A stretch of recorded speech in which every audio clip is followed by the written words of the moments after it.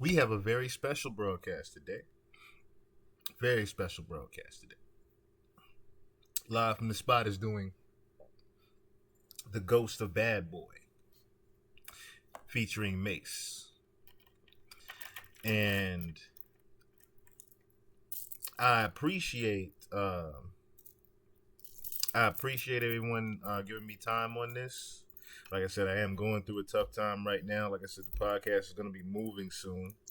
And like I said, that has been a little bit of a monkey wrench in me getting more and more content out as of late. In a timely fashion, I should say.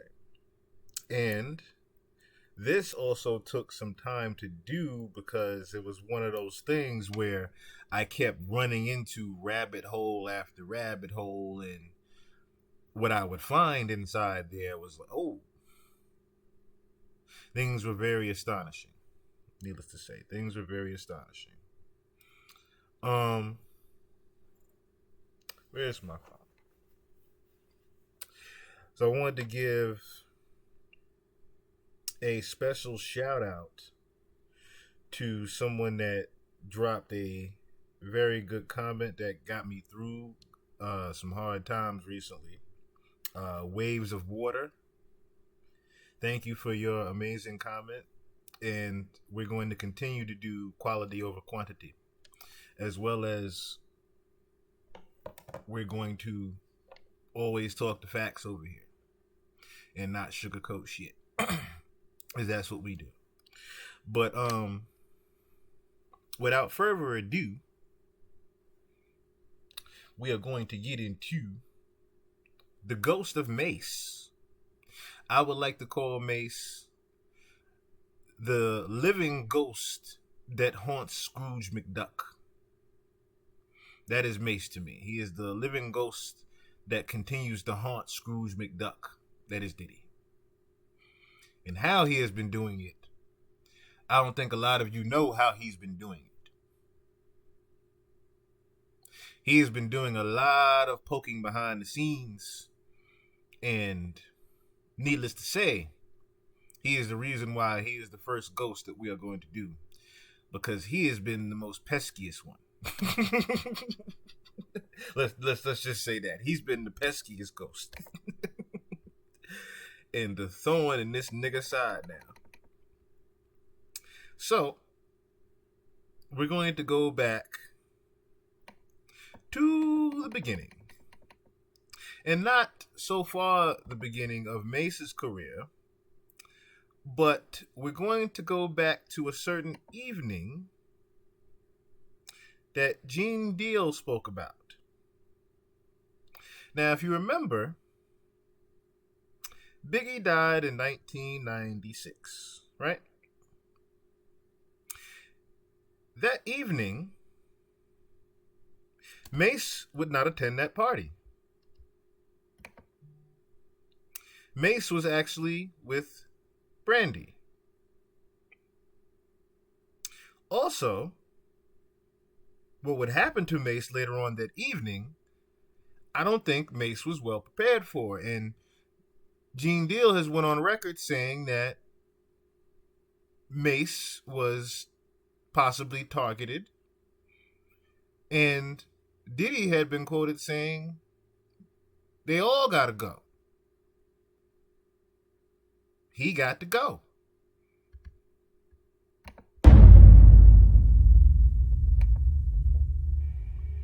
Biggie, man, the night he got killed, man. Before we get into that, my man, take me through that weekend and everything leading up to that incident. Because Biggie, he got killed on the Sunday after he left the vibe party.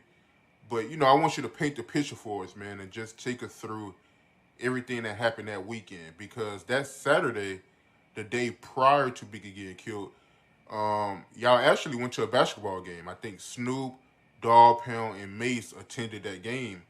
So yeah, man, just paint the picture for us, man. Just tell us everything that happened leading up to that Sunday night when Biggie got killed, man. Well, I can tell you what I know about it. I know it was some radio station doing some kind of celebrity basketball game or whatever charity, whatever the situation was. And I know Stevie J and Mace had went. I know Big them didn't go, Puff didn't go. So we was in front of I think it was the hotel right across from the House of Blues, and the name may have been the Millennium or Malaya. The name escapes me, but everything in the hotel is white. You know, when you go in your room, everything is white. The hotel is, they have parties on the roof and all that shit like that. So Stevie J and one of Stevie J friends and Mace come up in a white drop top Benz, right? And uh, I says to Mace, I said, man, you supposed to be from Harlem. I said, you driving around here in a drop top Benz. Don't you know these motherfuckers will bust you down your butt? They'll blow your head down to the white meat. Oh man, Stevie J said his man is real out here and everything like that. I said, I ain't got shit to do with what he real. Nigga, you a trophy for some of these cats. No, I'm good, Gene, I'm good. I said, you good? He said, yeah, man, I went to this game and everything like that. He started telling me the story how they just wanted Big and Puff.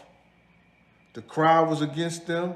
The niggas that he was around there, they just wanted Big and Puff. I was like, yeah? I said, did you tell Big them? Did you tell Puff them? You know, so I know him and Puff had a conversation about the game and everything, what happened and all like that. But I don't know if him and Big had the conversation.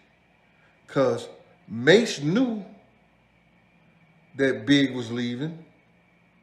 And Mace knew that Big didn't like him. Because every time Mace be around, you know, it's funny that Big would say little slick shit out of his mouth like, this nigga went from murder Mace to just Mace. So you hear that. Apparently, Biggie didn't necessarily like Mace. Now, as time would tell, Mace has gone on record saying plenty of times in plenty of interviews the opposite, that Biggie was a fan of Mace and that he had gotten some inspiration from him. But Gene Deal is saying the exact opposite here, that Biggie actually did not have pretty much of a fair fan for Mace. In fact, he had told Mace that he was going to be leaving Bad Boy. And then you heard Gene also say that Mace and Diddy had had conversations. So who's to say that that is possibly one of the people that told Diddy that Biggie was leaving Bad Boy? He was murder Mace, and now he's just Mace. You understand? So that shit was funny right there to me. And he used to always just go at this kid. You know what I'm saying? But he was like that with a lot of Puff artists. You know what I'm saying? If you wasn't from Brooklyn and you didn't represent Junior Mafia, he was a little funny with you.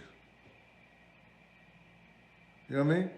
So Mace, whether he told Big or not, he didn't come to that party, and he wasn't going to that party. And still today, Mace will tell you that the reason he didn't go to the party is because I was in the room with Brandy. But when he had a conversation with me that same night when Big got killed, he calls me and say, yo, Gene, Brandy was calling me, telling me to come out the room so we could go to the party. So if she was in your room, why was she calling you, telling you, come, let's go to the party? See, people forget what they say and how they say it. So now, a day or two go by. You know, we go to the movies. Puff is chilling with Sally Richardson, another one of Pac's girls, allegedly. So he leaves to go to Andre Harrell's house. He said, Gene, I got the day off. I said, cool. So I'm thinking I got the day off, that we ain't going to the party, but it's the day off. You know what I'm saying? Because he was chilling with Kim. So he had earlier that day, he told me to go get Kim stuff from Gucci. So I went over to Gucci and got Kim whatever she had ordered or whatever like that, brought it to him or whatever. So now I'm chilling at the hotel. I'm chilling at the Beverly Hills Hotel and everything, just chilling. I get a phone call, say, yo, we going to the party. I say, we going to the party? Yeah, we going to the party. So then limousine picked me up. I come in the house. So I come through the front. I don't come through the back. I come through the front, Paul right there. I say, Paul, I gotta talk to Puff. He said, what's up? I said, them niggas are coming to kill us tonight. You understand? Now, I done had a conversation with D-Rock. You understand? I had a conversation with Kirk Burrows, head of security. I had a conversation with Paul. You understand? About this.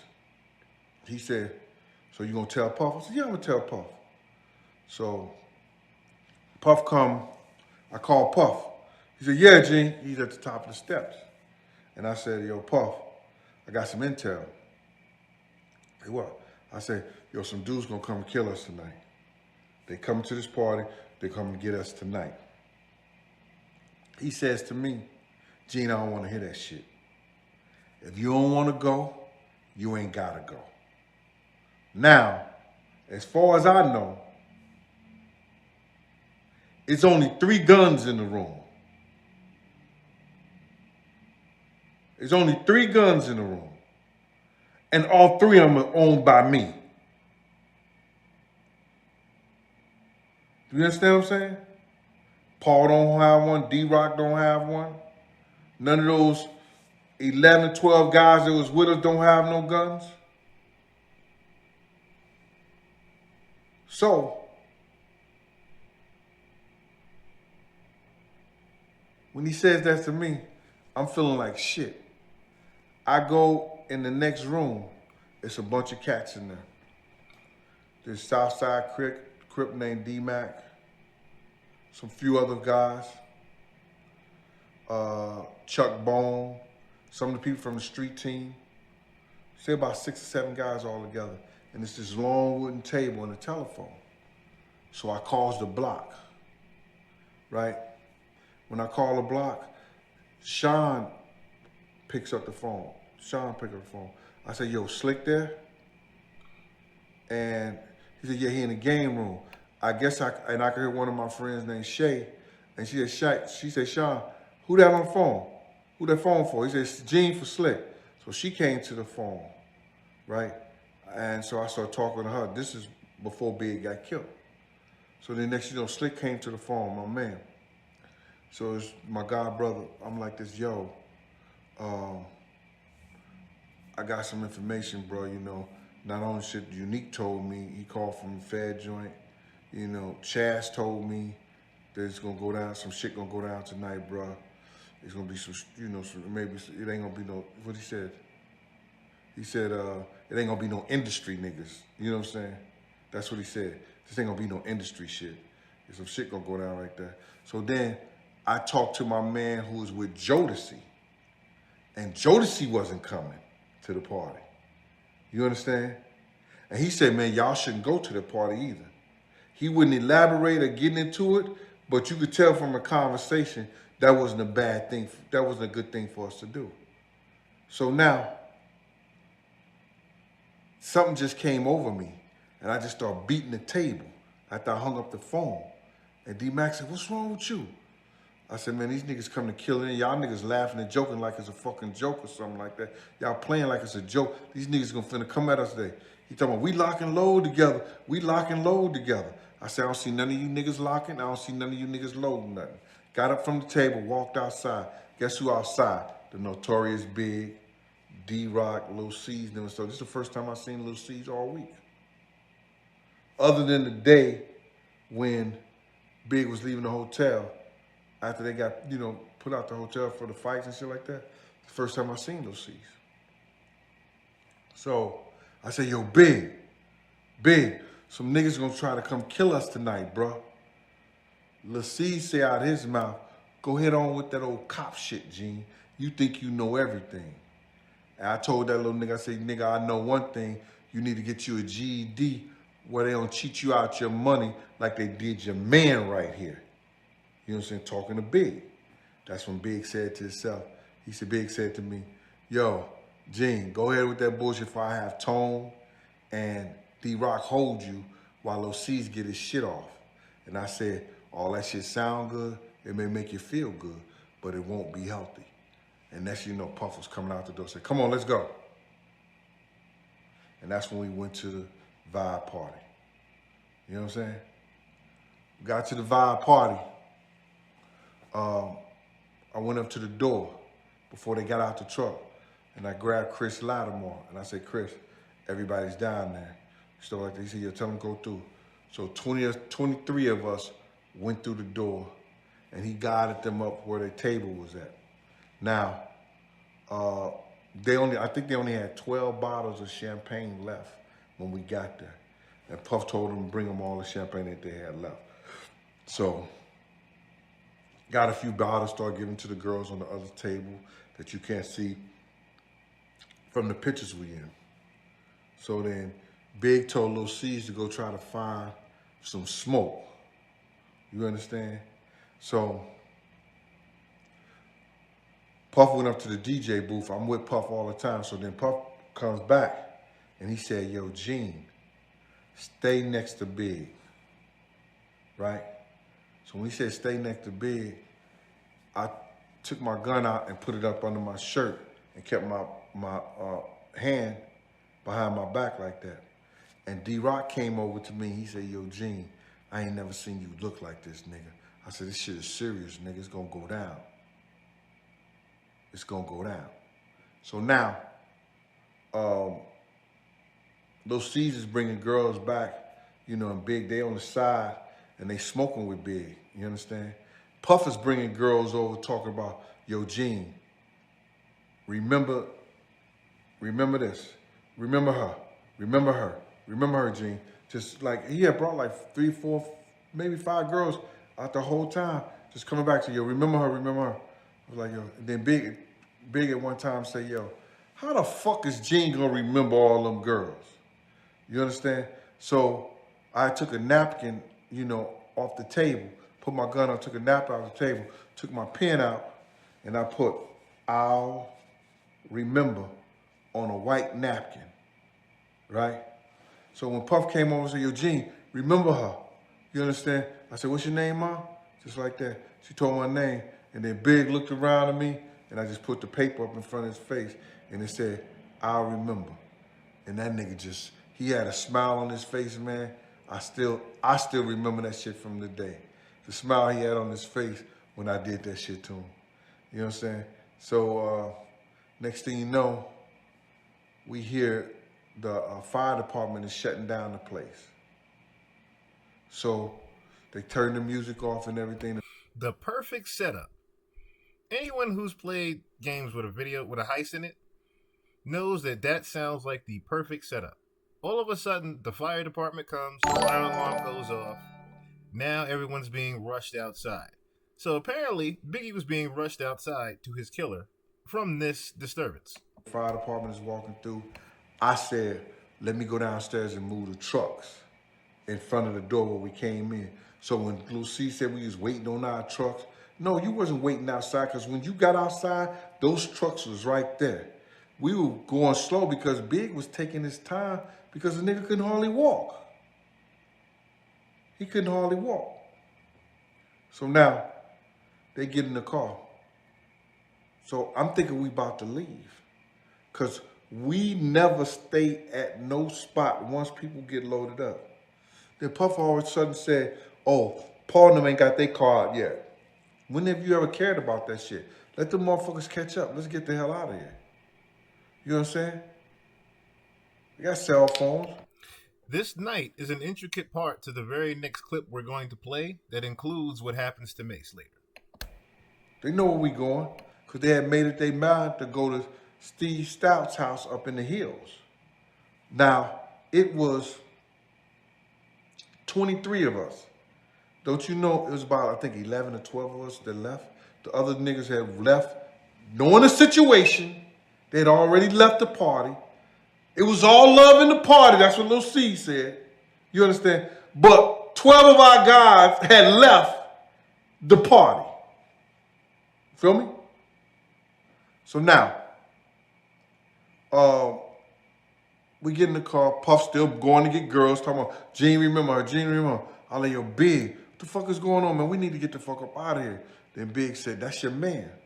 So now we move to the driveway. Now, Big is right here behind us. No. So now this guy comes over here. He has a blue and white shirt on, right? And he's coming from the direction where the Muslim guy came from. He's coming from there and he just stops. And then he just walks through. Now, about 5 minutes later, the Muslim guy come down there, right? When he comes out, he stops. He seems like he's going towards Puff car, then he stops. Because I pull my gun, I take my gun from under my shirt and pulls it down. And we look at each other, and the motherfucker just turned around and went back down the street. So now we move on to the street. We come out the driveway and move on to the street. Puff is right here, Big is right there. Now Paul and them pulls up in back of us. Across the street is Big's friend who was at the house with us in a white Land Cruiser. So now I tell Paul and them, I'm in front of Big's them car. Big them is talking to the girls them right there. I say, yo, Paul, follow us. We about to get out of here. He said, yeah, all right. So he tells Big them, yo, we about to get out of here and everything. We right there, they can hear us, have a conversation. So now I get and try to get on top of the car, you know, like on the side of the car like the CIA does and everything like that. And Puff said, yo, Gene, get in the car or you ain't gonna work no more for Bad Boy, this, that, and I'm like, yo. So when I got in the car, I said, yo, Kenny, run the next 3 lights. It was a flashing red light. If you check the specs at that time and that night, the FBI will tell you that light was a flashing red light. We blew the light. When we blew the light, Big them didn't come behind us. So we stopped on the other side of the street. We stopped on the other side of the street. Tone said somebody pointing a gun at Big them. At that moment, I don't know about you, but I would have definitely put Big in a different car. At that moment, when I'm seeing the Muslim come down and then walk away as I'm tucking my gun and my antennas go off, I'm putting Big in a different car and I'm making sure he's with me if I'm Gene Deal. And that is one of the reasons why Gene Deal has always said he sort of regrets this night because there were different routes that he could have actually taken. Somebody pointing a gun at Big them because he could see, because Tony's behind me.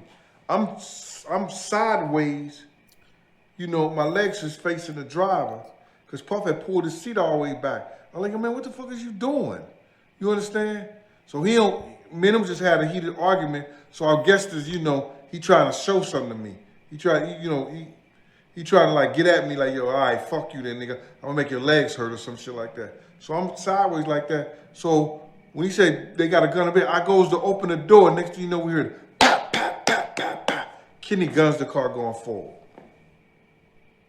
I said, Kenny, what the fuck is you doing? He said somebody shooting at Big them. I said, Kenny, turn this mother. I'm cussing at him, tell him to turn the car around. Notice how they didn't want Gene on the scene. They immediately removed Gene, in fact. They removed the other's heads of security there. They removed all the weapons away. And then they moved the one guy that actually had the only suspicion that someone was going to kill Big. As I said, if Gene had been in the car with Big, those 3 lights would have been ran. The same way he told Kenny, his driver, to run those 3 lights would have been ran, and Biggie Smalls would possibly be alive today. You understand? Kenny don't stop until we get down the block. Then he turns and start coming back. When we see come back, we see the car just, you know, making that right turn. Because he's right on the corner. He's making the right turn, jetting. So we goes and stop directly in front of the car. We stop directly in front of the car. You understand? Puff jumps out, run around. You understand? I get out and I'm. Notice this also, and we're going to move on from here. But notice how Puff was not in the car that Big was shot in. There were some reports that said Puffy was in the back of the vehicle that Biggie was shot in. As you just heard Gene Deal say, that was not true. Diddy was riding with Gene Deal in a completely different car that had completely been away from where Biggie was being shot. Right behind Puff. And then Tone said, Gene, come on. So I hops in the car with Tone and we drive and we start chasing the car. So we turned the corner, I think we made a right turn and then we started driving. And then it seemed like we was going up some kind of like hill. You know what I'm saying? When we got to the top, we looked, we seen the car when they turned that right. We seen the car when they turned that other right. They made a right, then right there, made another right, and then we ain't see the car no more. Not no lights, no nothing. I said, Tone, let's get back, bro. See, we don't know what's going back. Because I know I left one of my guns with Paul. I had the other two on me. So now, we get back to the car. I walks down the street. When I walked down the street, little people had congregated. I just got on one of the pillows and I chilled. And that's when I heard DJ Quick say what he said. He said what he said. So, and that was, I heard they got one of them bad boy niggas. They said they was gonna get him. So now, I'm going, Quick is in the middle of the driveway. So I'm going towards him, and Paul comes and grab me, and Paul said, yo, Gene, what you doing down here, man? We about to go. So we get back up to Big and them car. When I get back up to Big's and them car, Puff is asking Kenny, do you know where the hospital is at? Kenny said, yeah, I know where the hospital is. So then Kenny now is in the driver's seat of Big's car. So I said, whatever y'all do, don't let him go to sleep. Don't let him go to sleep. And Kenny said, yo, Big, I'm going to get you to the hospital. And Big said, just do it. So I didn't see him no more until we got to the hospital and we was pulling him out the car. And another thing, bro, when Lucy's talk about we was jumping curves and all that shit and running lights, not at all. It took us 30 minutes or something like that to get to the hospital, bro. I didn't think he was dead because I didn't see no blood. And then, like I just said, I told them to keep him up. When I heard him say, just do it, if an ambulance would have came, he probably would have survived.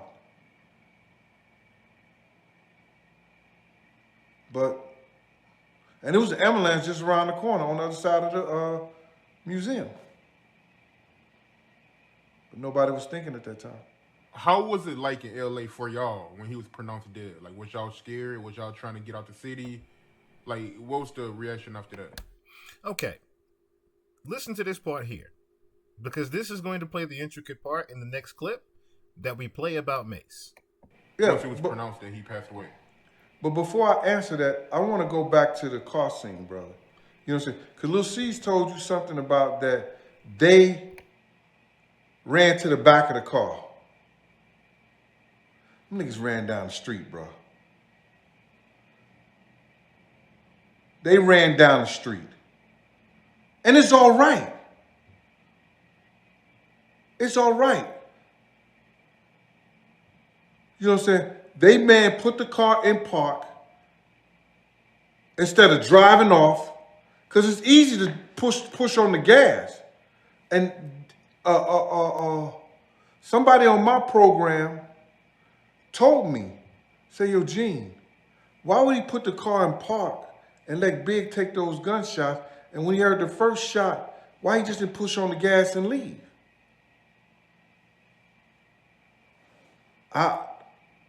That still got me dumbfounded. You know what I mean? They had ran down the block because that's when D-Rock got back. Because we was right there, me and Puff was right there. When we got out the car, we was right there for a couple of minutes, a minute or two. And then when they got back to the car, that's when D-Rock said, oh, they got my man. He grabbed his head, told me they got my man. So Lucille's talking about, who, if you that scared to jump out the damn car, why would you run in the back of the car? Come on, man, it's all right. Y'all was down the block. Even the security, even Big's own security, and one dude was a cop, was down the block too.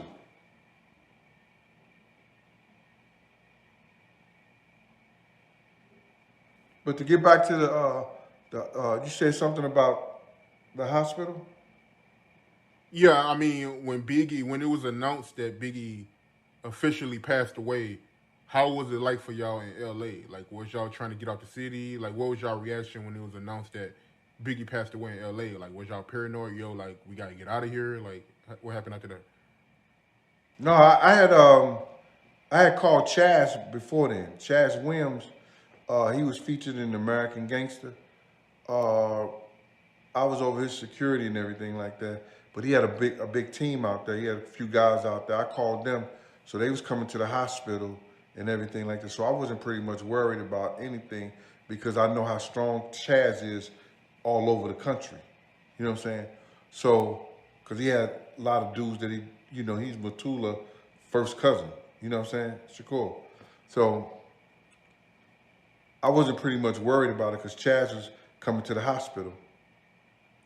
Uh, when we pulled Big out the car, I knew Big was dead. You know what I mean? And when they got him in the hospital, put him on the gurney, put him on a stretcher, got him in the hospital and everything like that, and they came and pronounced it, it wasn't even 10, 15 minutes. It wasn't even 10, 15 minutes when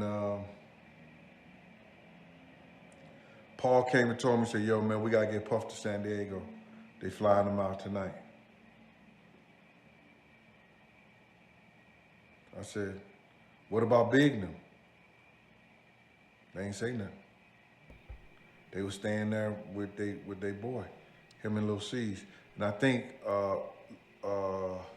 D-Rock tried to get C's to go with them, but he was gonna stay with D-Rock.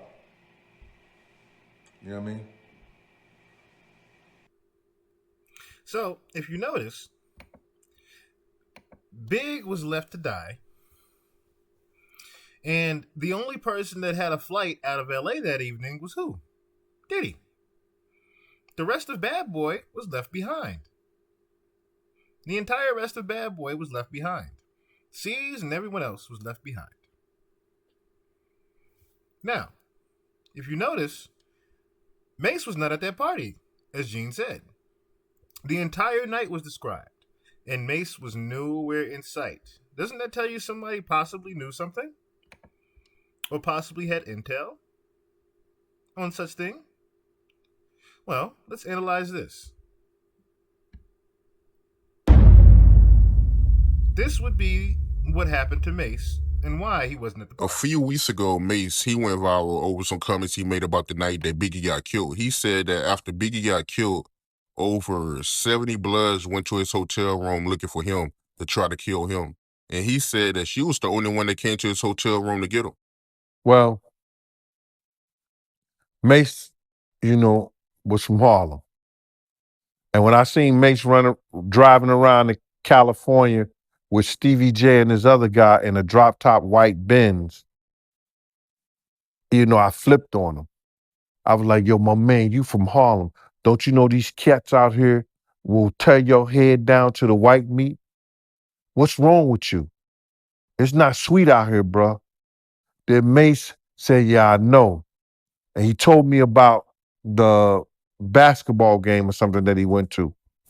And how they was telling him that they wanted Big and Puff, and he was all right. He was good. So Mace did not show up to the party the night Big got murdered. He said he was in the room with Brandy, right? I called Mace that morning, and me and Mace spoke, and then he was telling me all them bloods and everything that was out there. So I was with a couple of dudes that were from Black Hands, which is a part of the Black Guerrilla Mafia. You know what I mean? And we just went to the end of his hallway. He said there was a lot of bloods out there. And there's some dudes out there I wasn't recognizing. You know, I recognized, but I don't think it was, he said it was like 70. When I got there, it wasn't that many blue dudes out there like that. But he could have seen 70, 17, 20, 30. When you think somebody trying to get you and niggas is running the hallways because they know Bad Boy was staying there, you know what I'm saying? It's a lot of dudes. So when I got there with my team and everything, dudes who came to the hospital with us, we was good. So all we had to do was put him in a cab or car service so he can go where he had to go. And that was it. It was, to me, it wasn't nothing. You understand? But to somebody in fear of their life, I can understand where he coming from. You feel me? I'm already, we already lost big. We on high alert. You understand? And now I got some dudes with me that's about it. That's what they do. I was with Chaz Williams and a couple of his dudes from out there in Cali. You understand? That belong to the Gorilla, the I think it's the Black Guerrilla Mafia or family. And then I'm with Black Hands. And Chaz had a couple of his dudes. So I'm good. So we just made sure Mace was good. Yeah, he said that she was the only one that came to get him. He said that, everybody that he went to LA with, he ain't leave with. He said that everybody else was looking out for themselves. Well, Puff went to San Diego and they put him on a jet about 2 hours after Big died. You know what I mean? So Clarence Avant and what's his name?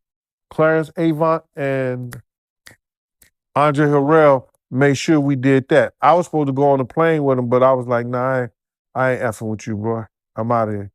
So I went with the thing because we was going to follow him that whole 120 miles. And he said, no, we ain't need all that. So I didn't understand that. So I just jumped in the car with Chaz and the other teams, and we went back to the hotel and then got that call from Mace early, and I called them, and they came back over with me, and we went on and did what we had to do. But one thing that did caught my attention, because this story went viral, but I did notice a whole lot of big media outlets, when they was reporting about this story, they all was saying that Mace was lying. Nah, Mace ain't, they might, you got to understand when you scared and you see, a bunch of dudes, whether he said it was 70, 30, 20, 10, you in fear of your life. You understand? So when you in fear of your life and then everybody that you come with ain't there no more and ain't picking up their phone, you're going to you're going to feel a certain way. I can understand where he coming from. Or I can say I feel where he coming from. But every time he called me, I picked up my phone. I'm going to pick up my phone. Because all us should have been going back home. I got to live with that. So, in closing, Regine, basically, Mace was abandoned that evening, along with the rest of Bad Boy. But if you notice, after Biggs was killed, Mace also had someone come threaten and approach him. So it sounds like Diddy was trying to kill two birds in one stone that evening, if you catch my drift. Now, this is also at the time Mace is not necessarily a star there, but Mace is actually on the come up. This is right after the Only You video and I think maybe one other feature that Mace had. I believe maybe the Brian McKnight single might have happened, possibly. But shortly after that, I guess Mace would come to not better senses, but he would, I guess, forgive what happened. As you've heard Mace say before, he's forgave and forgave and forgave on things. This is one of the first things, unfortunately, the huge thing that he would just forgive Diddy on. So moving forward, we will fast forward now to 1997, maybe 7-8 months after. Mace's career is now blossoming, and he's walking around with a young lady in Rap City, and you'll notice another gentleman that's with him. I came out talking about Harlem World, pit of Harlem. What does Harlem mean to me? All right, I want to get back to what you were saying about all the boroughs that represent.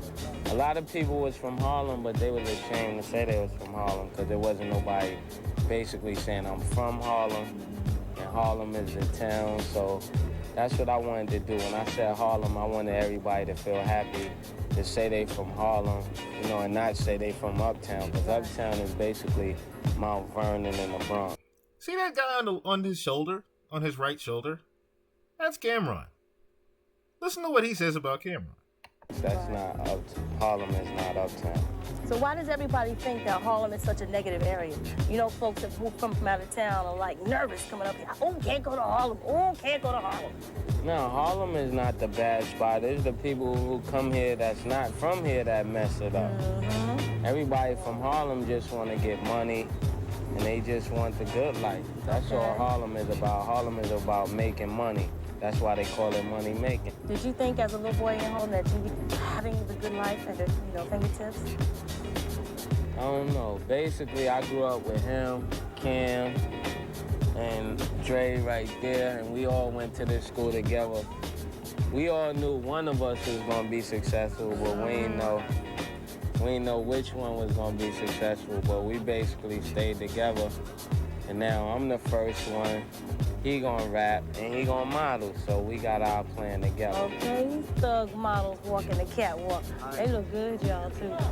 Okay, Rap City don't go nowhere. It's all about Mace, Harlem World. I'm just a squirrel trying to get a nut. So before Cameron was going to start his rap career, apparently he was going to be the next Tyson Beckford, as you just heard from Mace. No doubt. Double up. It's not a game. What's the name of this school? Manhattan Center for Science and Mathematics? Manhattan Center for Science, Mathematics. Okay. Alumni. So don't just think that he just rolled up on his set. The man got brains, too. Yeah, we went to intelligence school. Hey, act like you know. So now tell everybody how you met Puff Daddy. Well, I was actually going to Atlanta to meet Jermaine Dupri down in So Def. I wanted to be down with So Def. Mm-hmm. But on my way down there, I got a chance to meet Puff, and we just clicked from the start. It wasn't like no hassle or anything. What was it about So Def that just made you like hop on a plane and be like, yo, Jermaine? If I didn't know any better, if I looked over Mace's left shoulder, I'd say that's a young Jim Jones right there. This would be very, very intricate to later on when we play that interview. You need to put me on. Nah, because Jermaine had heard me through another guy, and I was just going down there on my own. He didn't tell me to come down there. I just knew I had something that the world needed to hear. Mm-hmm. So before you got to the office, you and Puffy kind of hooked up. Yeah. How approachable was Puffy? Because everybody's always in his face 30 seconds out of the day. It was an unusual, incident, because he came up to me and said, "Shorty, why you wearing my outfit?" And I was like, I ain't wearing your outfit. So, at that time, I ain't really know Puff, so I ain't take that a good way. Okay. But then he was like, "What you doing down here?" I said I was going to get a deal. And he said, "What you do?" I said, "I rap." He said, "You want to rap for me?" I said, "I rap." That sound like Puffy, too. What about me? So I rapped for him, and he said, "Don't talk to nobody else. You're going to be a bad boy." And did you believe him, or did he, prove it right then and there? Or, a week later, he gave you a phone call, sent you some contracts? What happened? Nah, when I came back home, I had a BMW. I went and got all my friends, said, No, "Yo, I got the car." Yeah, no, you didn't. Right. No, you didn't. It was not sitting in front of your house with a bow on it. Now with the Volvo, with the keys, that's all that matters. Get out of here. Dang, say it isn't so. See what I'm saying? Dreams do come true, y'all. No The doubt. girl Les hanging out with Mace, Cam, Tony, and the rest of the crew in the Big back. Dre. Okay? Bad Boy Entertainment. Harlem World, we're gonna take y'all all over the place. Double Don't up. go nowhere. Double up. What happened to all the contracts and the paperwork and handling the business aspect? The car thing is cute and all, but I'm saying. All right, once he bought the car, I knew he was serious, so from there I began to negotiate, get my own lawyer, and create my own identity, because I didn't want to take things that was appointed to me. Right. How hard was it for you to step aside and be like, this is who I'm gonna be, even though I'm down with Bad Boy? It wasn't that hard, because I felt like I was the guy that could really take Bad Boy to another level, like acting-wise and just overall character. Not sounding cocky or anything, just Right. you know, a different type of talent. Okay, but now you two are kind of deemed as a dynamic duo. You know what I'm saying? Whereas you're Robin, he's Batman. Yeah. Is that helping your career or is that hurting your career? I got to rephrase it from Batman and Robin to Jordan and Scottie Pippen. Hey. Cause see, with Robin, you only accept Robin when he with Batman. Okay. So Scottie would still be Scottie if he wasn't with Michael Jordan. There you go. But he's great with Michael Jordan. Okay.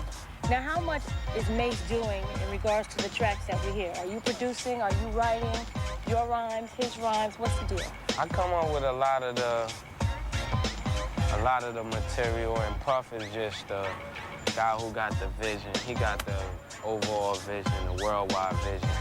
So you heard that right there. Mace does all the writing. Puff just does the performing and basically the promoting. Mace did all of the writing for Can't Nobody Hold Me Down, More Money, More Problems, Feels, everything.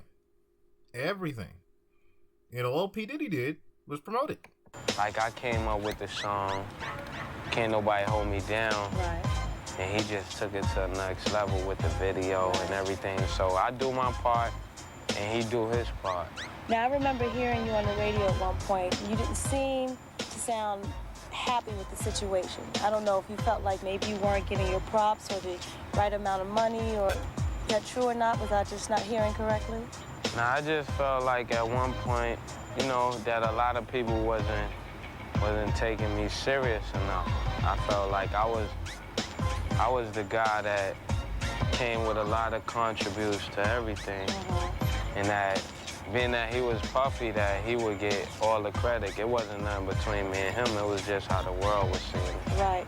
And of course, the first thing out of everybody's mouth was, you should be happy you were nothing before Puffy put you on, when in fact you paid your dues and you've proven your hard work to him. I paid my dues in a different kind of way, like staying in the studio from 5 in the afternoon to 5 in the morning every day, to staying in there from 5 to 5 in the morning for his album.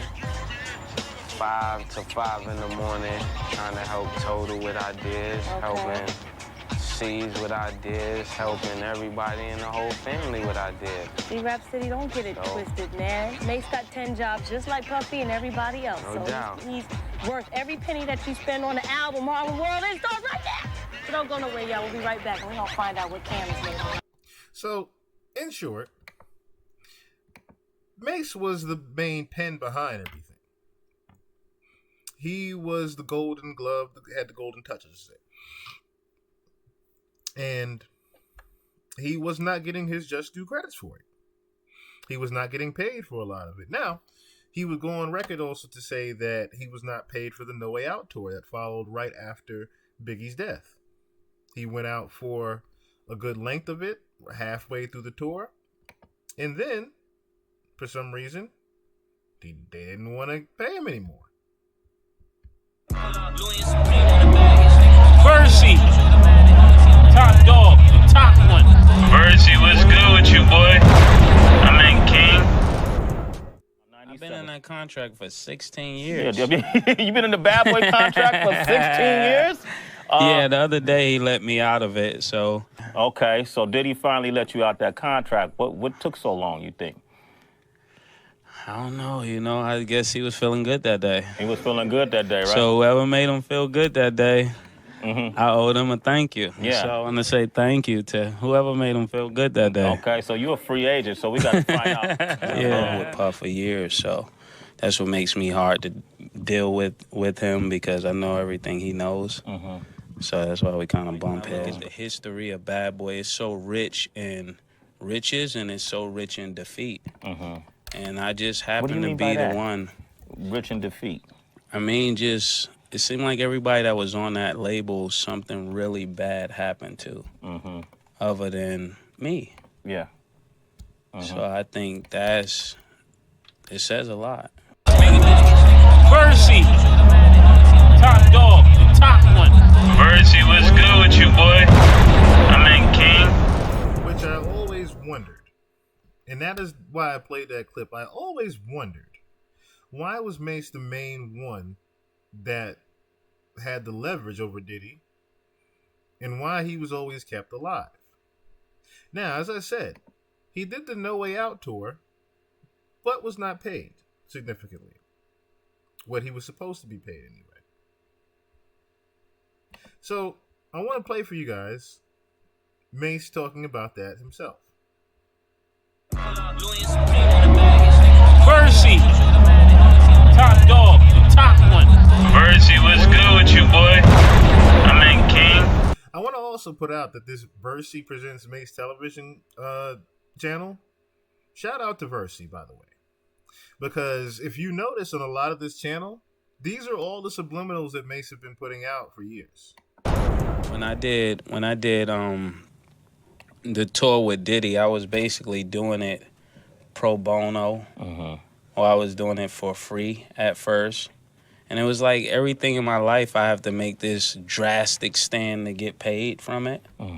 So I didn't want to go out one day to do the show because I was doing it for free. And so that whole No Way Out tour, the first half of it, it was for free. Wow, anybody would tell you that I was as much as a show as he was. So if I was doing it for free, I wanted to get paid. So at the point that I couldn't get paid, I stopped going out on the tour. So then they started letting Lil C's do my part. And I'm bringing you up because I have to tell this in order for it to make sense to you. So then when we started to renegotiate on the second album, I made sure he paid me for everything he didn't pay me before. Versi, top dog. So that was the initial reason, the initial first reason why Mace was going to decide to leave Bad Boy. He was tired of not getting his just due. So that was basically his reward. If you have been paying attention, his reward for keeping quiet, so to speak, about what was going to happen to Big was him being the next superstar for Bad Boy. Are we following? The No Way Out tour would show him to be proven that he was not needed necessarily. He was only the work horse. He was just the workhorse for Diddy. And Diddy was going to ride this workhorse until it didn't want to walk no more. And eventually Mace stopped walking. But before he did that, he would put together his supergroup Harlem World. And Harlem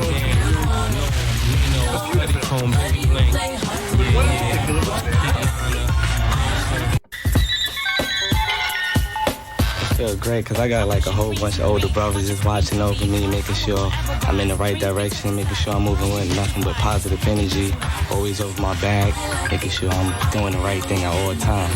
I'm just happy to be here. And then you know I'm cheating. What?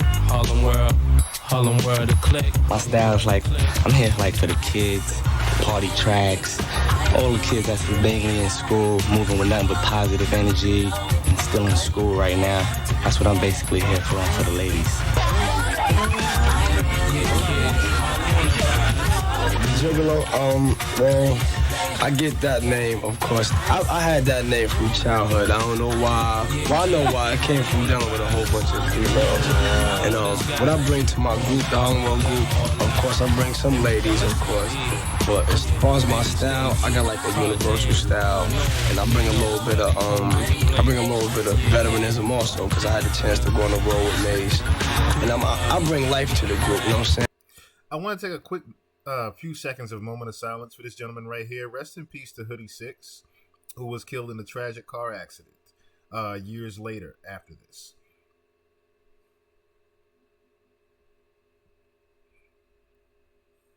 Once again, rest in peace to Hoodie Six. Like I said, a very important piece of Harlem, period. If we feel it down, I'm gonna make everything fill up. I'm a party type person, you'll catch me on a party track. If I'm mad, sometimes I'll be on that aggressive mad track. But my focus in the group is to bring ladies, for the kids also, and just to have some fun. People take the rap game too serious, don't get a chance to enjoy themselves. So when I catch everybody down, I bring them back to life. Yo, wake up, we trying to have some fun and just live life also too.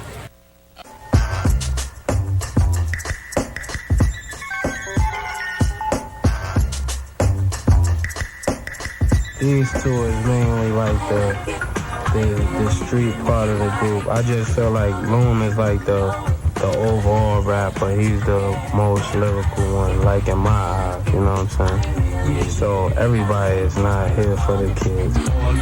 My style, basically, what I bring to the table as far as the group, I deal with mainly like emotional content of the album and stuff. Like I rhyme about things in detail form. Like I'm more of a narrator. I like to get in depth with songs. I don't like to just write any rhyme that fits to the beat. I like to write a rhyme that pertains to the concept of the song, and I just go from that. It's people first interview. They don't want to sound negative on TV. Now, legend would also have it that the original Harlem World idea would come from Loon. The original Harlem World, as said on Matt Hoffa's podcast, Loon said the original Harlem World was him, Big L, Cameron, and Herb McGruff. This Harlem World was only made after Mace got on with Bad Boy, and Loon became a part of his group. But Loon would also have a different story. He was there. He was studying. Yeah, he was there. Now, people, what do you say to people who thought that you were his replacement? I think that, and I mentioned this somewhere before, how people just try to find a way to identify with something from something else. You know what I'm saying? Like you said, Harlem, we had our own kind of swag. Mace eventually became the first to do it mainstream. Had it been me, probably the story would have been the other way around. Right. Mace is, following Loon or vice versa. Because even like when Fab did it, I never thought Fab sounded like Mace. You know what I'm saying? I thought did. Fab, you did? Yeah, I did. I mean, I thought he had his own, I always believed, and still to this day, I always thought Fab had his own style. You know what I'm saying? Look, I got mad love for Fab, but when I heard that Nori freestyle on Clue, I was like, yo, Mace is bodying this shit right now. And it was Fab. And it was Fab. It's the monotone. Yeah, it was just that tone. It was that tone, like, you know what I mean? It's the monotone. Yeah. Right. Because I never discredit Mace. Like, Mace is nice. Yeah. You know what I'm saying? Mace was nice back then. I don't know too much about what he's doing now, because I really don't listen. Like I said, I don't listen to music, but I would never discredit what he was able to come out and accomplish. I think the discrepancy stemmed from Harlem World. Did y'all have a relationship? Because you had the Harlem World with Crime Families, right? No, we really, I didn't grow up with Mace. I didn't really know Mace like that. Right. You know what I'm saying? So having the Harlem World. I knew Blink longer than I knew Mace or anybody. Like, you know what I'm saying? I knew. So you heard it there. The only reason Loon was in Harlem World was initially because of Blinky Blink. He had no idea who Mace was like that. He really just met Mace through Blink. So the whole story of Mace growing up around Loon, he only just knew Loon through Blink. Before I knew Mace. Was Blink the bridge between y'all? Was it? I'm the bridges in the Yeah. It ain't about me good talk, but it's Right. Yeah. So when Mace came out with the Harlem World title, did you feel a way about it? Absolutely. Absolutely. Of course, as you just heard, that was Blinky Blink on the side in the background. He's just not on camera. I mean, you talking about no gun, no kung fu, no nothing. You just stuck me up. Like basically, like, you know, I felt like, damn, like it was already known. Y'all was pushing one way. Me and Nitty was pushing one way. Everybody had, you know, some uniqueness that was going to eventually establish Harlem. Whoever get there first, it didn't matter, but we all were pushing a certain direction. Your own you know thing. what I'm saying? Harlem World to us at the time, as far as Crime Family, was the foundation of what we represented. You know what I'm saying? We were coming from a place of, there is no other reason why we doing this. You know what I'm saying? There's no other reason why we doing this. We doing this to establish Harlem. No different than BBO, no different than Children of Corn. But we actually, you know, we created a vehicle for it, you know? And when Mace, you know, took the Harlem World. You didn't feel like it was coincidence by no ways? No. I knew it wasn't no coincidence. Did you address them? Huh? Did you address them about it? You knew it because Blink told you? Don't. Nah. Nah. Yeah. Nah, definitely, like, it wasn't because of Blink. Right. Like, I knew that it wasn't no coincidence. And I did a couple Ron G joints addressing it. That's how I addressed it, because I couldn't get in the same space as Mace at that time. Right. You know? So I took, you know, Ron G. I did a couple joints of Ron G going in. I was at the end of the song talking crazy before anybody ever heard Pop, like spending another extra 5 minutes on the rundown. Yeah, I was doing all that on Ron G, you know. And when we did finally get to share space, it was mediated by my man Trell. Trell died. But Trell was from 40th Street. Trell knew me, you know what I'm saying, for being outside, but Mace had brought him, you know, in proximity of his like situation. And when he came up with the Harlem World idea, he used that bridge at the time was Trell. You know what I'm saying? Trell came and seen me like, yo, son, trying to put together this Harlem World joint. He wanted to be you, Big L, Cam, Gruff. So in my mind, I'm like, hold on. That was the original. The original Harlem World was supposed to be. This is how it was originally presented to me. Big L, Cameron, and Herb McGruff. That's how it was originally presented to me. But at the time, I don't think he was going to ever be able to get or establish an allegiance with none of those people I named, because whatever relationship he may have soured or tarnished or blemished, whatever, it wasn't going to happen. And what Loon is referring to is the very next clip that we are going to play.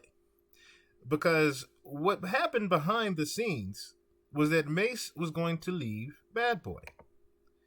And the reason he was leaving Bad Boy was because he was going to become a minister. That's right. He was going to become Pastor Mason after this. He had left Bad Boy in total. Harlem World had disbanded. The Harlem World's last record, in fact, was on the Double Up album with Mace. I forget the name of the record, of course. But that is irrelevant.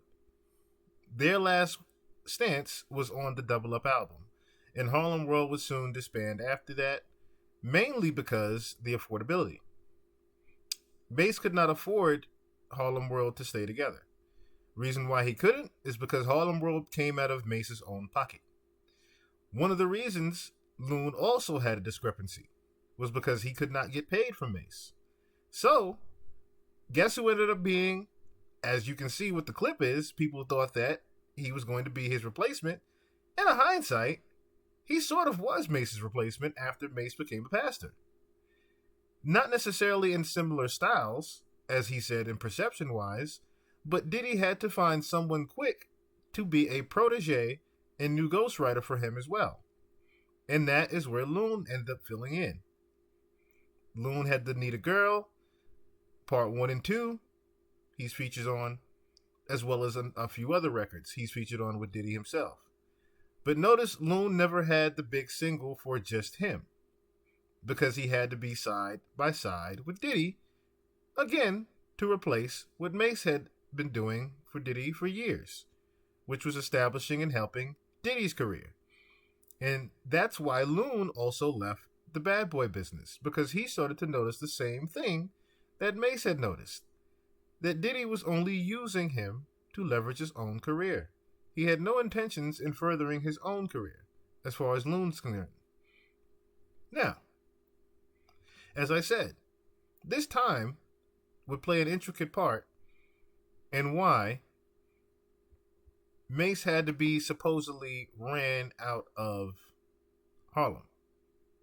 So before I play that, I want to play this from 106 in Park. Now, do you remember, like, who was the first person you told, like, I'm done with this?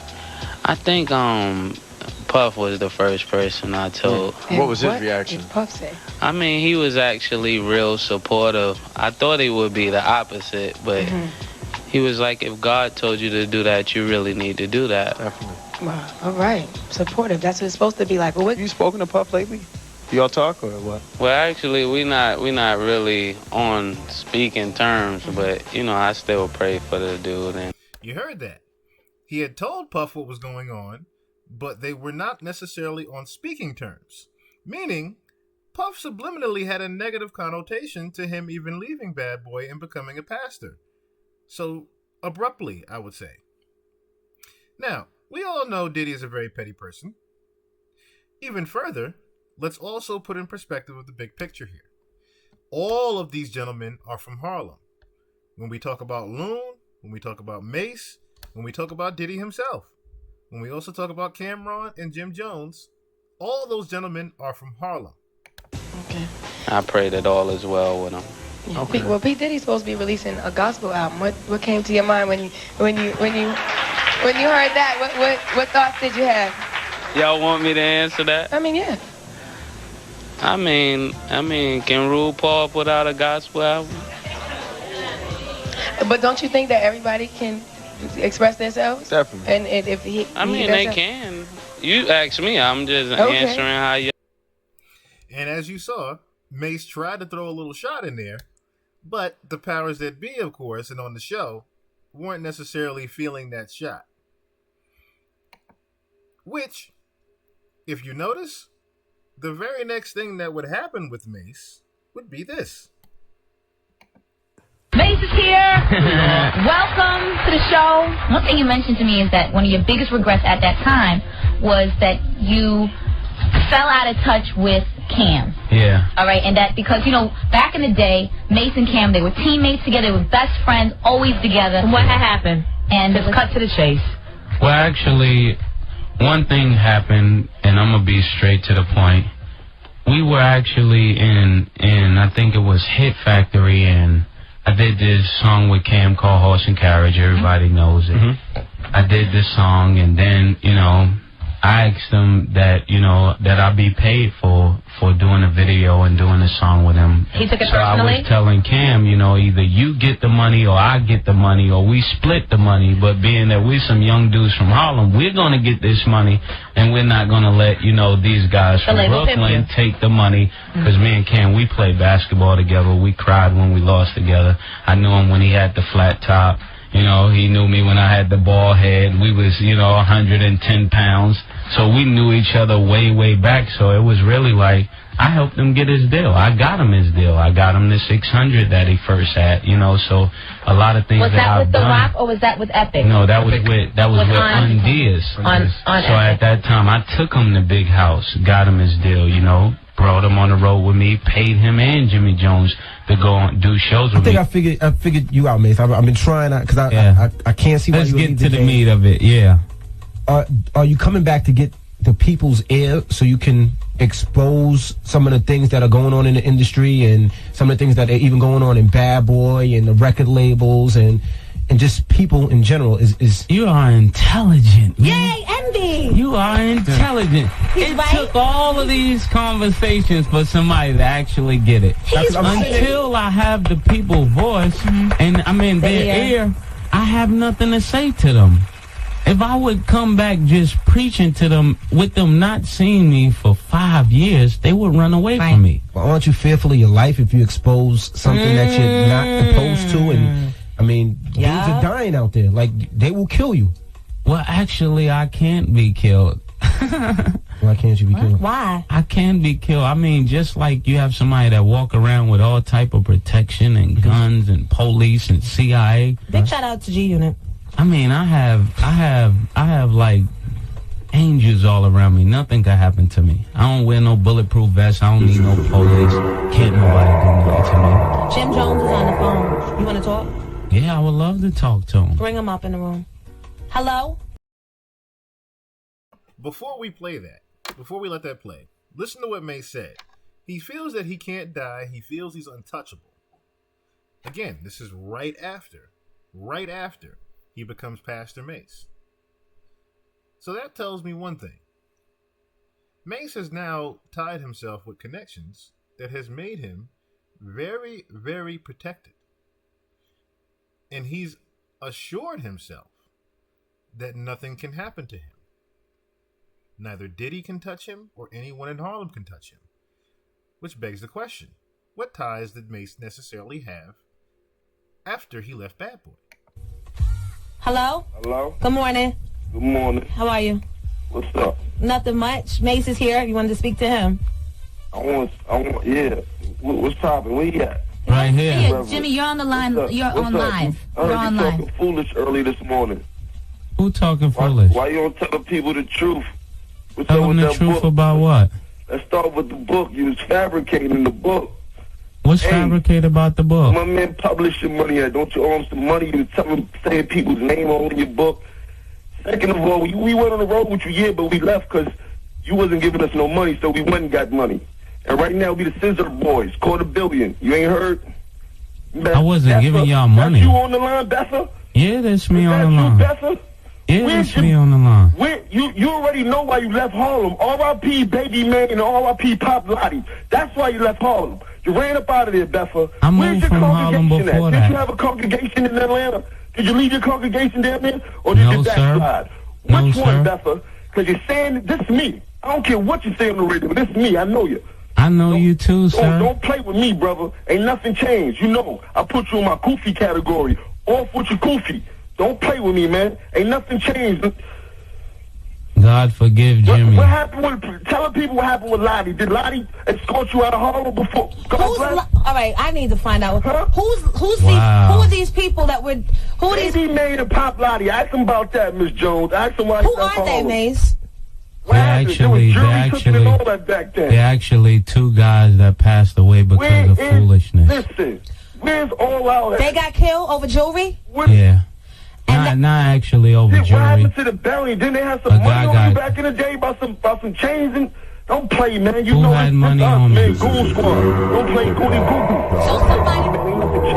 All right, so wait, Jimmy. So somebody was after Mace. Why are you saying Mace left Harlem? Nobody was after me. Nobody was after me. And you know what? He need to be nervous to be in Harlem still, because I'm here.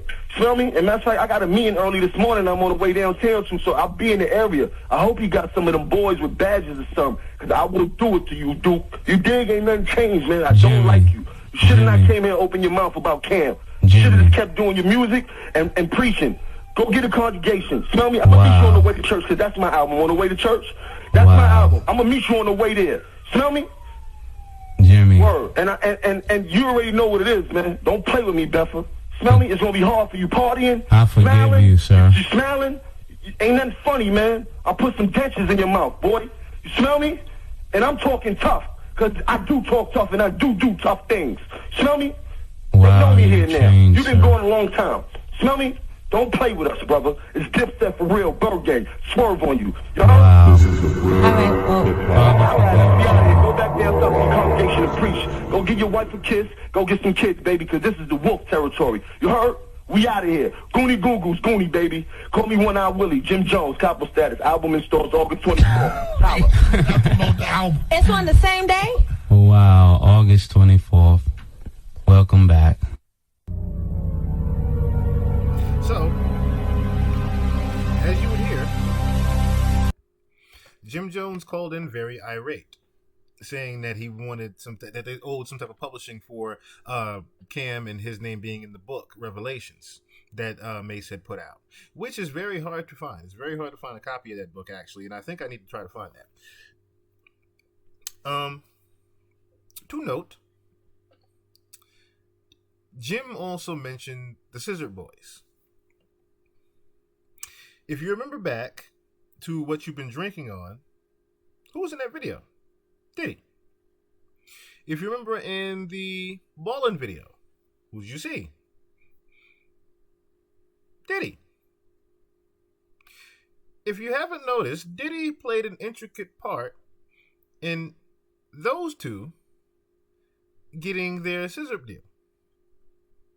It wasn't necessarily Dame Dash. That's right. Cam actually had spoken to Diddy because Diddy had started to get into Ciroc. So at the time, they came out with their scissor. And the partnership between them and Diddy was already arranged, so to speak, as well. Like I said, this is a Harlem thing. I don't think people have put that bigger scope on it yet. This is a very close-knitted thing here that happened. So, who's not to say that Diddy had some type of manipulation part in this phone call being made by Jim Jones and also Cameron? This is a real hip-hop. It wasn't just Jim that called in. If you just tuned in, Jim Jones just called and said some things to Mace. A lot of things. It's actually, like even in a book, when you write a book, you write things from your perspective. I said what actually I believe to be truth to me, even from the things in Harlem. I'd already had a place in Atlanta, so nobody made me leave. You know what I'm saying? I even addressed that in a record. A lot of things happen, but people get killed in Harlem all day, like even when a friend of mine named Lottie got killed, it really had nothing to do with a chain. A chain was the end result of the beginning of it. One dude got cut, my boy Lottie got cut, so that started the problem. It was not a chain that was taken. What started, he got cut, then a chain was taken, then he went to get the chain back, and a lot of things that transpired from that. And I took Lottie with me to Atlanta. He got born again, and I told him, don't go back to New York. Let's just chill, man. Let's just have a different life.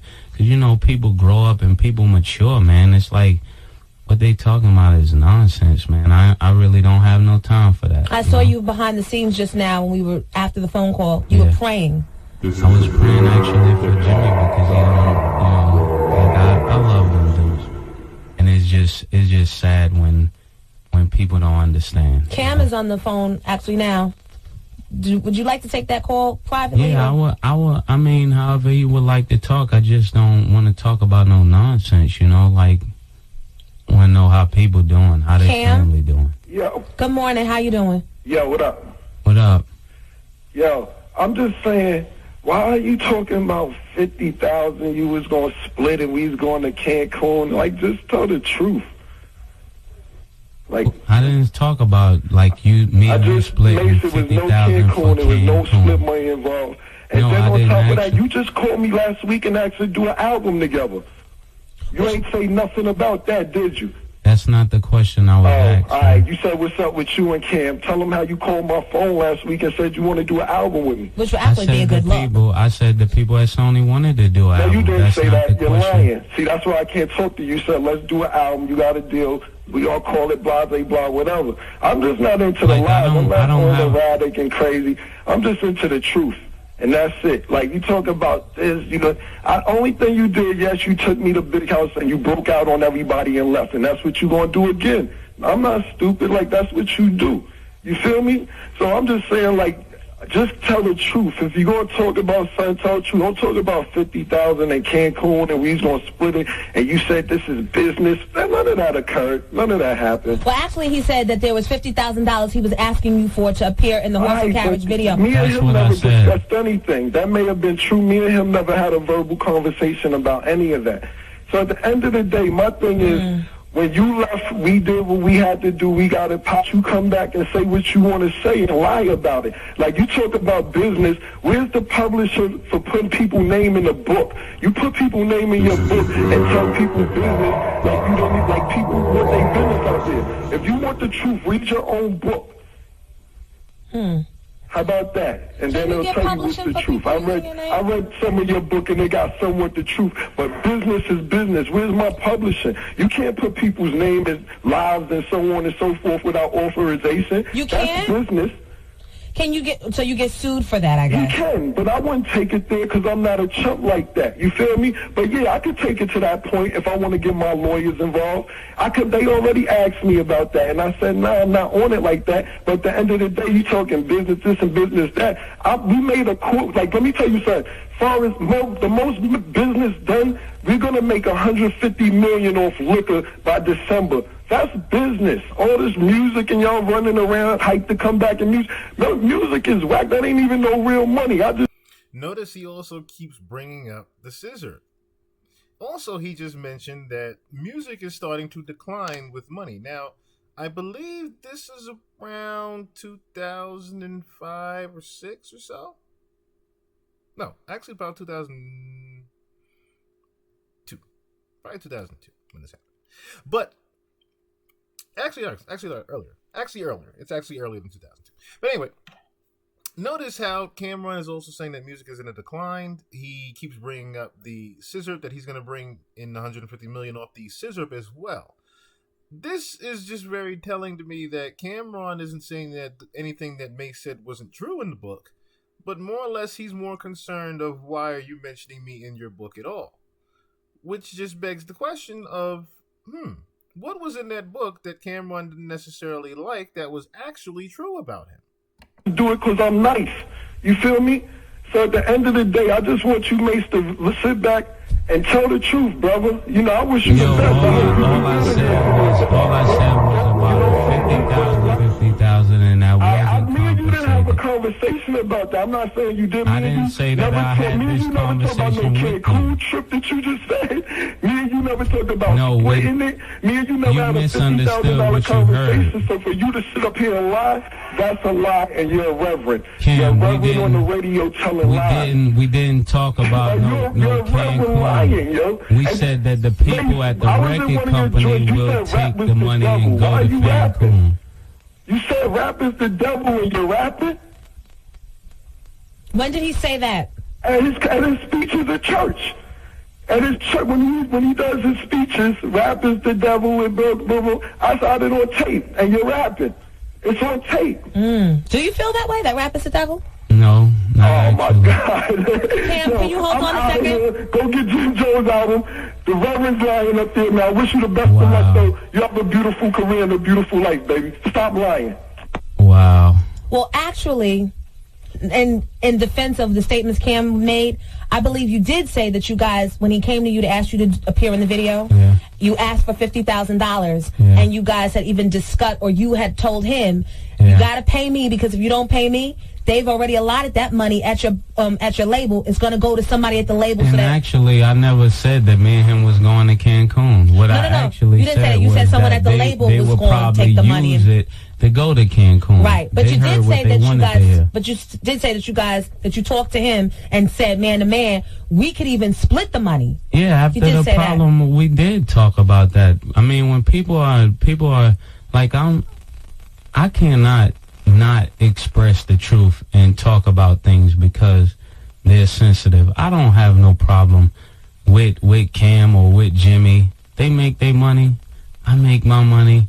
I don't have no problem with them. You know, I'm here for a total different cause. But, you know, just like, I mean, even in the Bible, when the person knows that you come to say something that's powerful, they try to discredit your name first so that what you actually have to say will not be heard. So this is primary what always happen when somebody come to bring the truth, because the truth get people angry, it get people revved up, it get people wanting to do crazy things. You know? We're talking to Mace this morning. It's 9:25. But my joy ain't going nowhere. You know, I'm still happy. I'm still ecstatic. I have a beautiful life, and it's a blessing to be here and even to talk to the people. So, as you heard, clearly, there was not any discrepancy about what was said about Cameron, but necessarily that his name was in the book, period. And what that just told me is that Mace knew some things about Cameron, possibly involving Diddy. And that was what led me to even look up what the partnership even was. That Cameron had mentioned that he had helped him get the scissor deal. So, I said to myself, okay, well, if that is the case, then that would also explain why Cameron and Jim Jones would then go on the radio and not necessarily defend each other, but more so defend Diddy for Mace leaving Bad Boy, and more so leaving Harlem. That was the actual discrepancy there. But apparently, like I said, Mace knows things about Cameron that he doesn't want anyone to find out. Now, Cameron had went on the Breakfast Club to mention what he had seen in the brownstone that Mace was living in. So Mace had also mentioned that he lived with Diddy for years and years and years and years, right? Now, when I heard that, it only told me that Mace has seen a lot of things then, if he's lived with Diddy. And apparently in this brownstone that Diddy owned that Mace was staying in, there was some rather things going on in there. Puff had a brownstone, I believe, on 35th Street and like Park Avenue between Park. It's some brownstones down there. I believe 35th or 36th. And Mace was staying there. Apparently, Cameron saw a dildo in the bathroom. And he wasn't sure whose it was. But that also made me question a few things here. Because remember what I said about Cameron possibly having relations with Diddy, right? Something else happened shortly after that, after this interview, I would say, years later, that made me even think about the relationship that Cameron has always had with Diddy on the business perspective as well. Look at this clip here. Check us out, we here right now. Harlem's on, we in the house. That's a fact. Harlem, baby. Harlem. Check us out, Pink Horsepower. Yeah. What does it do, Cam? I can't tell you exactly what it do, but you're going to have a lot of fun with your ladies, baby. I guarantee you that, man, for a fact. Uh-oh. That's that shit where you can't open the top, so you know it's that work. What they're promoting right now is the Pink Horse supplement. The Pink Horse Power Supplement is for sexual intimacy. Why on earth is Diddy promoting this while Cameron is in all pink? Of course, Cameron wears all pink. It's Cameron. But for Diddy to also be matching him,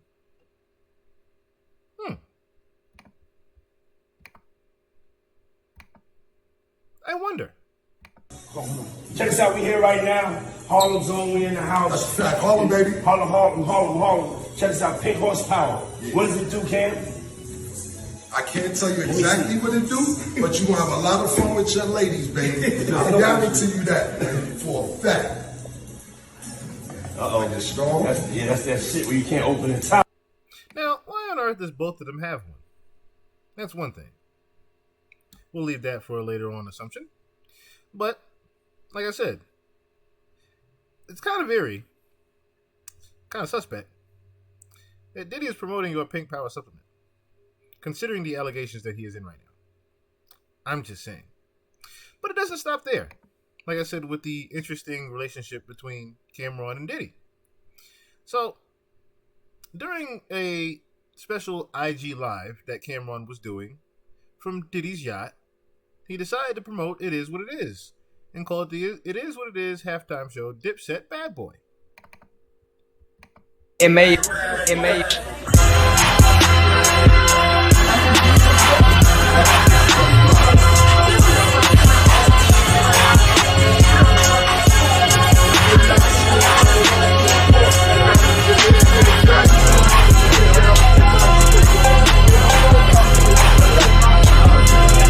Now, I'm not showing this clip to say that Cameron has done something with Diddy or party with Diddy, but I am showing this to say that there is definitely some type of long-time partnership between Diddy and Cameron, if you catch my drift.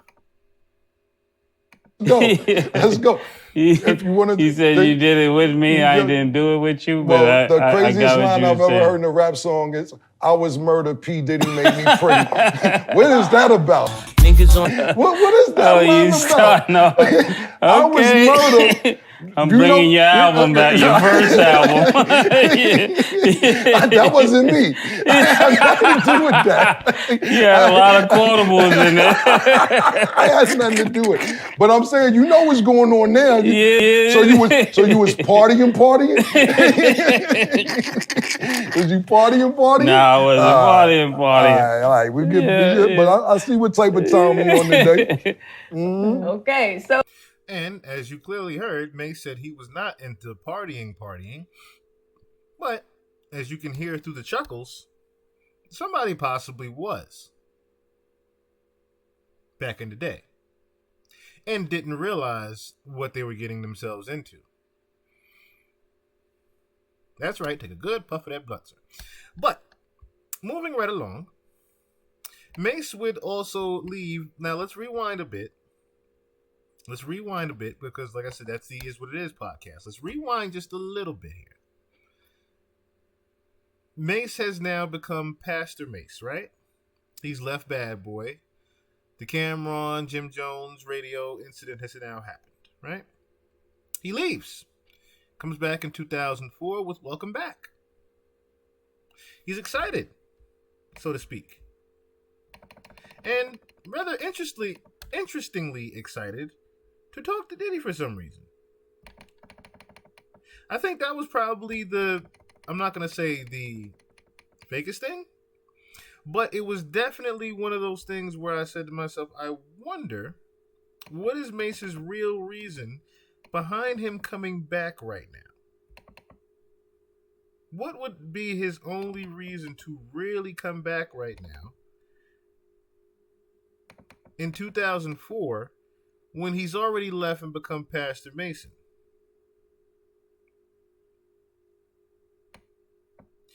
This sounds like Mace is trying to gear himself up for something. If you catch what I'm saying. He's possibly trying to gear himself up to get away from Diddy completely. So when he leaves again after 2004, after doing Welcome Back,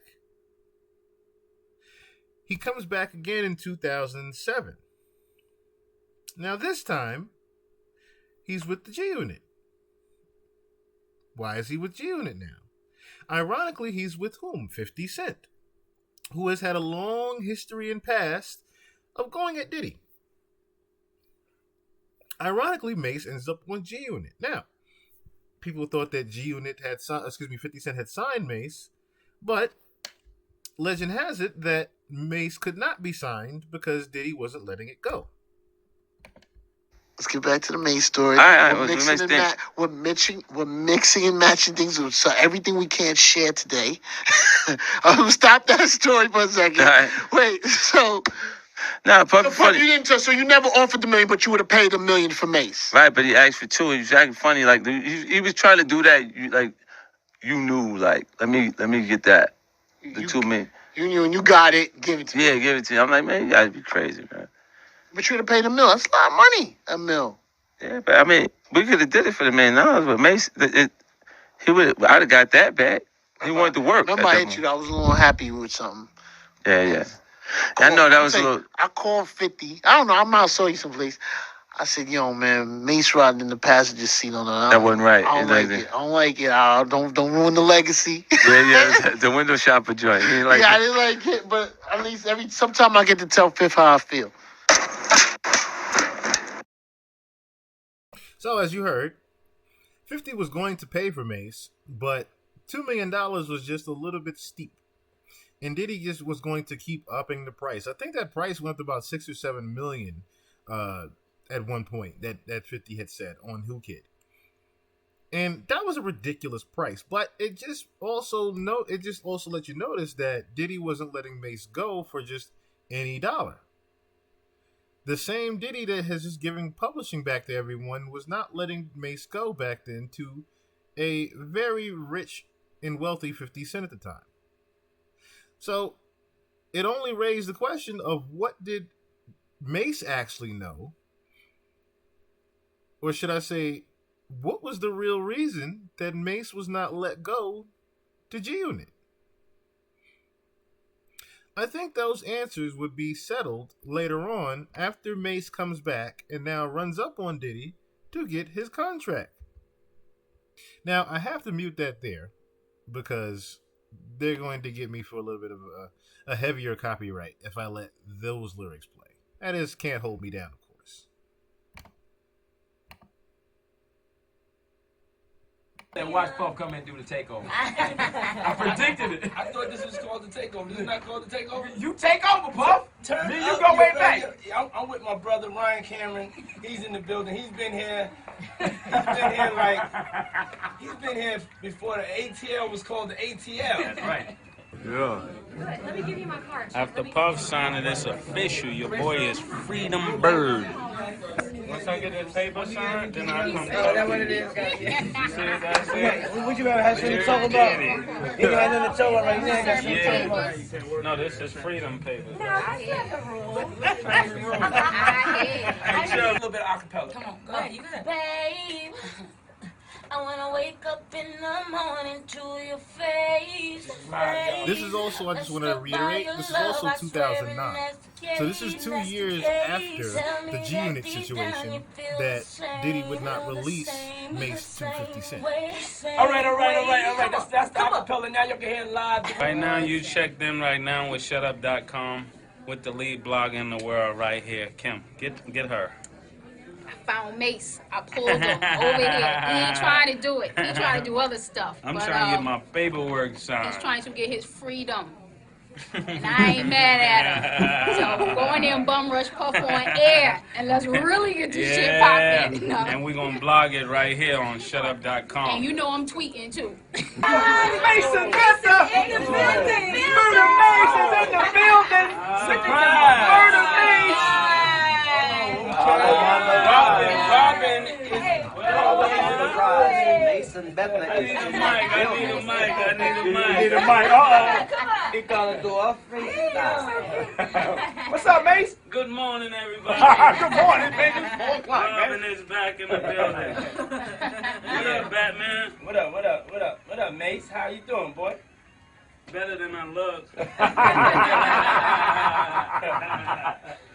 What's up, Mace? How you been, man? I'm chilling, man. All my cards still work.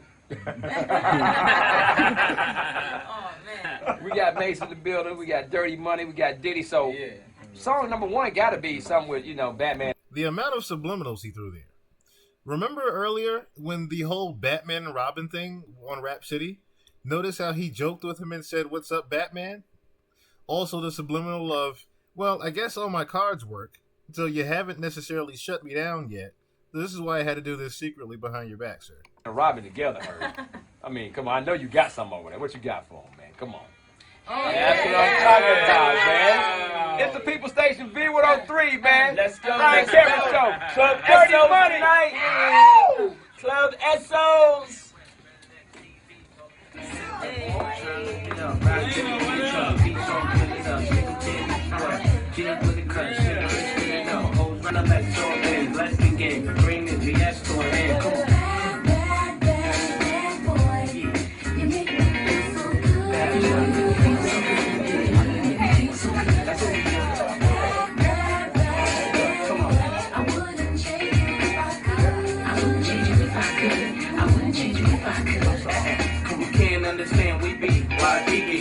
DP to the TV, look pretty. Little kids see me way out in DC with his E3 on BB. They wanna be me. Talking, they all too quick. Unfortunate, they don't see a fault what I did. And those be the same ones walking while I with. Just started seeing cars cause they all too quick. So while you daydream, mama say me clean, and I deal with the proposal they believe. One time you had it all like that. You need to catch a ball. That shit me at Daddy Ball. 6 cars and 5 fire big stars. To the CEO staff smoking on cigars. It's like y'all be talking funny. I don't understand language of people with short money. Hey, Paul, we done. Come on. We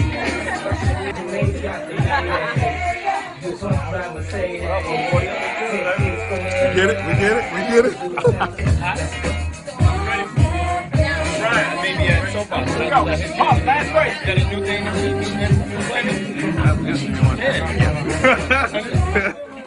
to Mace. Diddy. Dirty Money. Yo. BET Weekend. Yeah. All right, where you going first? Where you going first? Mace is happy over there. He is happy. I got my Diddy shades on. He is happy. Yeah. You know, we give you an exclusive. We give you an exclusive. Right. Because a lot of times when I be doing interviews outside of Mace, everybody be saying like, so what's going on? And I be like, you know, Mace is out here doing this thing. He's cooking up right now. And just to be clear, he has the freedom to go do whatever, you know, he wants to do, you know what I'm saying? What's that mean, Pop? Yeah, I mean, he can, you know, a lot of times He can work. You can work. People that felt like, you know, like our situation, I may have stopped him or whatever. He can do whatever he want to do. I'm trying to make sure everybody's crystal clear. Everybody's crystal clear. If you want those Mace verses, you can go get your hustle on right now. You know he got a slick tongue though. You know he's a mean negotiator, so you better come with that guap though. How you feeling about that, Mace? Oh my God. Being able to work. Should we wait till Monday? You gonna come back Monday? No, Mace, you gonna come back Monday? Yeah, I'll come back. Okay, let's come back Monday and talk all about it. Hey yo, what up? We are here at Dirty Money. I'm my homegirl Kim. And you're checking out shutup.com. Yeah. Shut up! Shut up! Put up a shut up. It took me 10 years to get this paperwork right here. I had to put this in UPS. It's about to go out now. Still on it. I don't even know what I'm gonna put out now. Oh my goodness. Alright, we good. Y'all ready? We good. What just happened here, though? Just tell us what just happened. Or shutup.com. This is Mace. I got my official papers right here from Puff Daddy. It was love. So I guess we don't have no problems after all. All love, man. I don't even know how to take that. I ain't used to Puff doing good stuff, you know? Yeah, every once in a while you got to do something good. Notice he had to throw that in there at the end. We're not used to Puff doing good stuff. So that was, like I said, in 2009. Now, what would happen later on? So the thing was, reason why he even did that, and because he was able to do that, was because, Atlantic had actually bought Bad Boy. He did a deal with Warner Music Group in Atlantic and sold Bad Boy Records to Atlantic.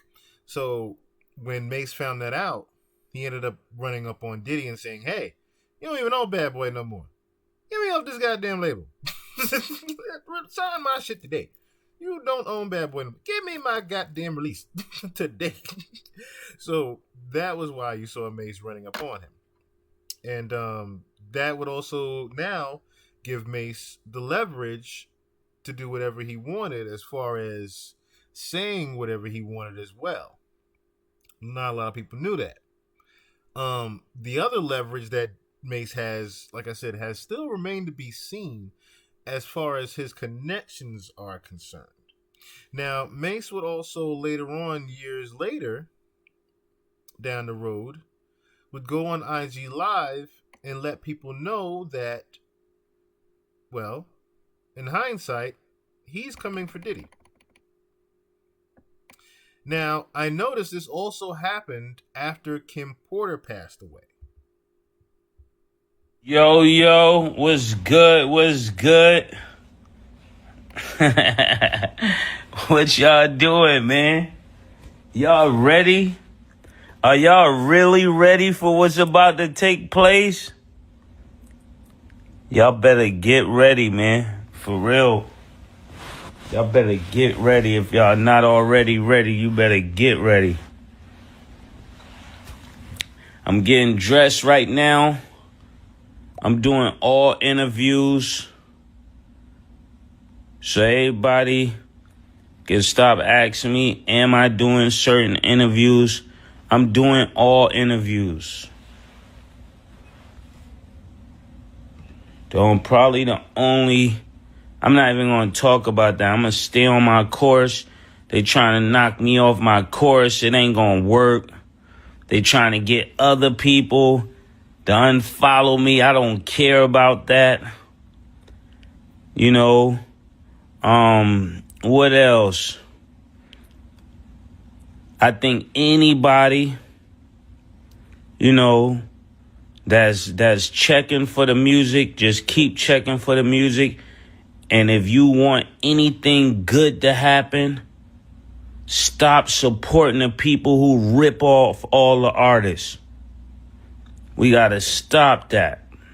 Saying we care about each other and keep supporting people who rip us off. Straight up. And I'm going to do something different. I'm not running to all of the big stations first. I'm talking to the people that love me back so my message don't get lost. And if y'all asking me about whatever you're asking me about that has nothing to do with this, I'm not falling into that. Every time I go somewhere to talk, people get sent in there to do all kind of stuff. Somebody asked me, if you listen to the music, there's no way I would be clout chasing. I am clout. That's why every time I talk, people listen. Another thing people were asking, I don't mind you asking a question, but don't question me. You get what I'm saying? It's a difference. I'm here to give you what's going on, but I'm not here to play games if you're questioning me, and know the difference. A question is, yo, are you doing music? A questioning is like, nigga, are you about to leave again? I'm not doing no questionings. You could ask me a question, but I'm not doing no questionings because you don't know what I go through to give you the music that you get. I have not been jumping in and out. Each time I go to do something and people recognize what timing I'm on, they try to stop me. So don't you help them stop me by asking me foolish things. Can y'all respect that? Stop asking me foolish stuff, because people take those sound bites and use those sound bites to try to make me not be able to put out music. So from now on, if somebody asks me something stupid, you know they're being used by the other side. Straight up.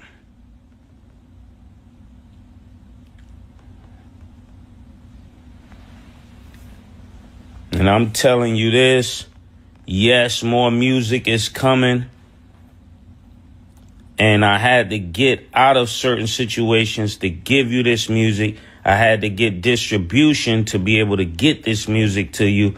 So I'm doing everything I can on my side. There's people that I never thought would help me or helping me. There's all kind of things going on. And I'm just trying to set the record straight. Rich Fish is my label. Rich Fish is the first artist that came out on it was 5-Year Foreign. I'll be the second one released on that same brand.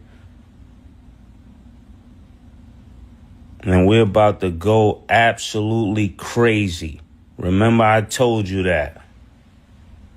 But then before I can start releasing all the crazy music that I got to clear up some things so my music don't get lost in the petty questions.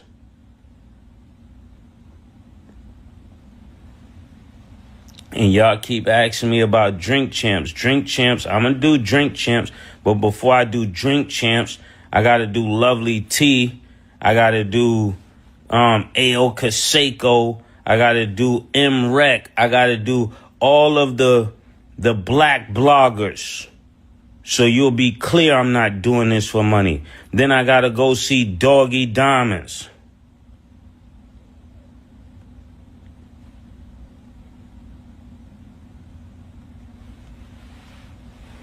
And then I'll start going to see Angie and everybody else. And I'll make my way up there to see Ebro and them after I have my story out there. But I'm not going to give my story to people that will try to hide my story.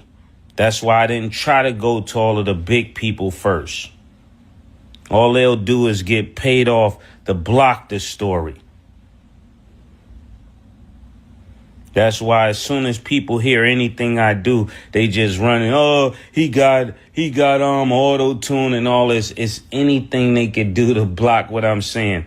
But what they cannot say is what I'm saying is not true. They can't say the bars were not fire.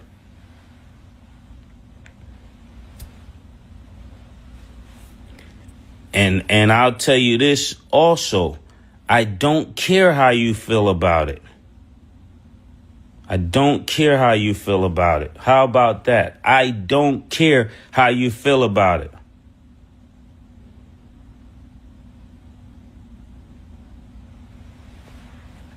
How about that one? I really do not care how you feel about it. Don't ask me why I dropped the record. Ask him why you ripped me off.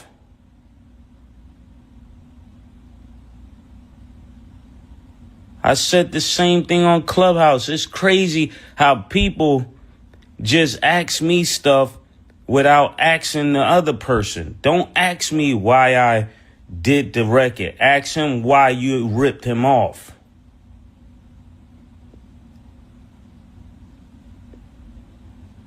How about that? And I'm not asking nobody to take sides. I'm just doing what I'm doing. I don't need you on my side, nigga.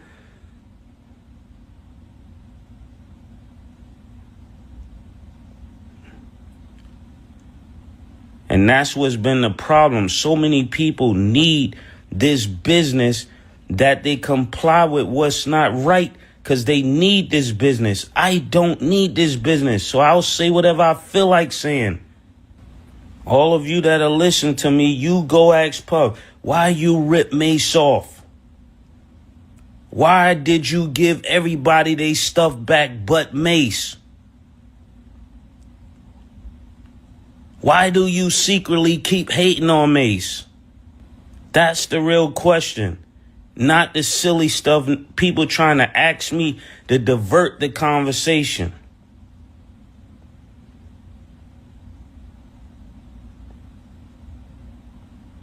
And I'm not going to answer any conversation that's not clear. Can y'all hear me?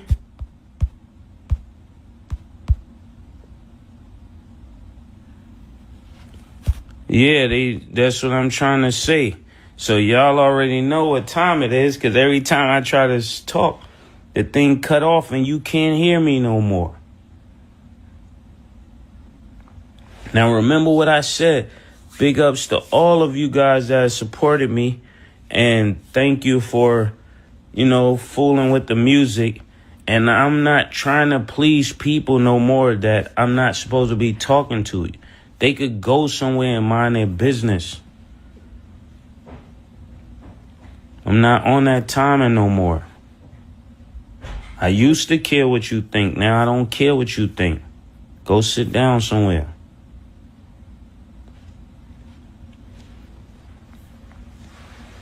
What's up with y'all? And like I was saying, I don't know what part I cut out on, but I know people want me to go on certain radios. I don't want to go on those radio stations first. I want to go to the people first. I want to do what I want to do. I don't want to do what they think I should do. And I'm also clear. Let me tell you this much. That I wasn't trying to.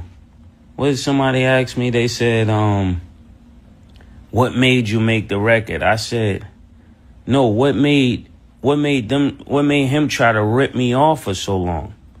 What's his reason for giving everybody their stuff back but Mace? Go ask him that. Go ask him that. I'm not gonna calm down.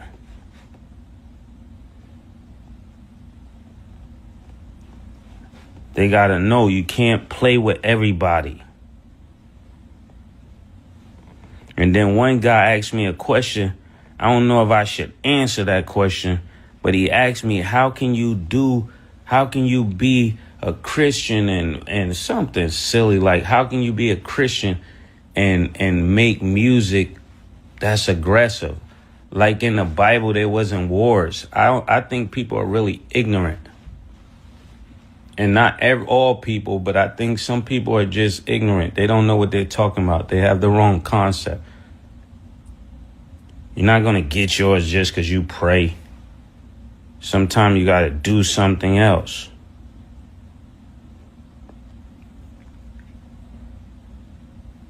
And he have pastors protecting them and all type of stuff like that.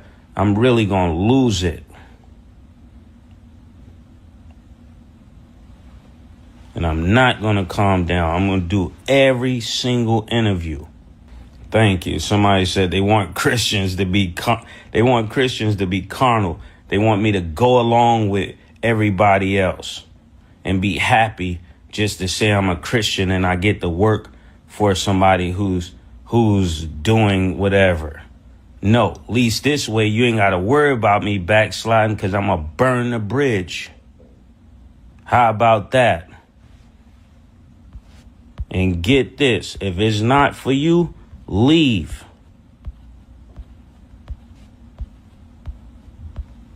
I'm not here to do what you believe. If you don't like what we're talking about, sir, you can leave.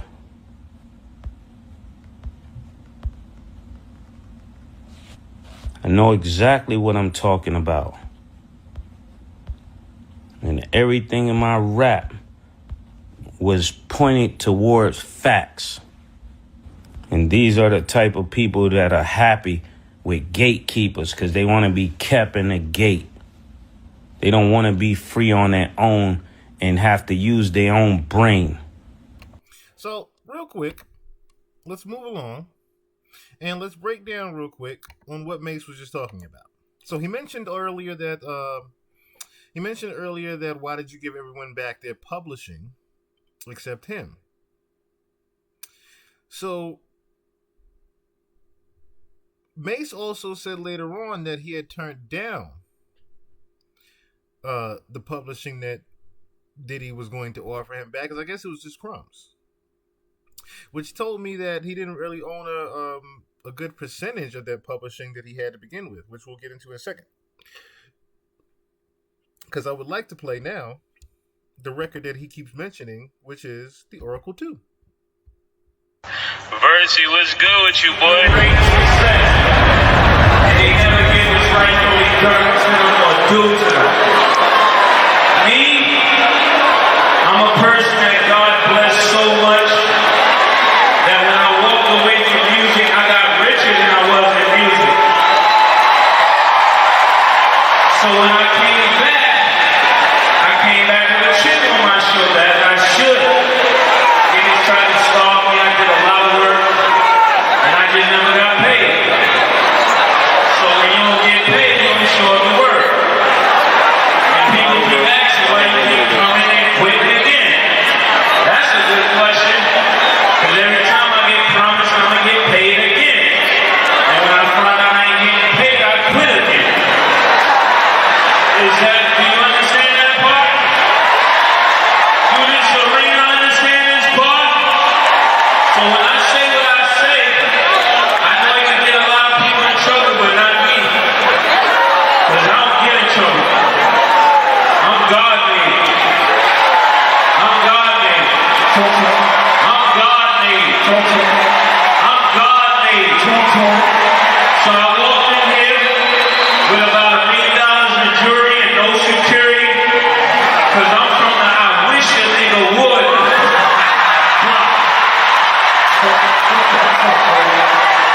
I be kind to niggas too much. I be kind with niggas, they see me smiling and they think I'm sweet. But really I'm smiling because you ain't no threat to me. Put my music on, bro. Let's go, man. Let's do it. Turn me up. Here we go.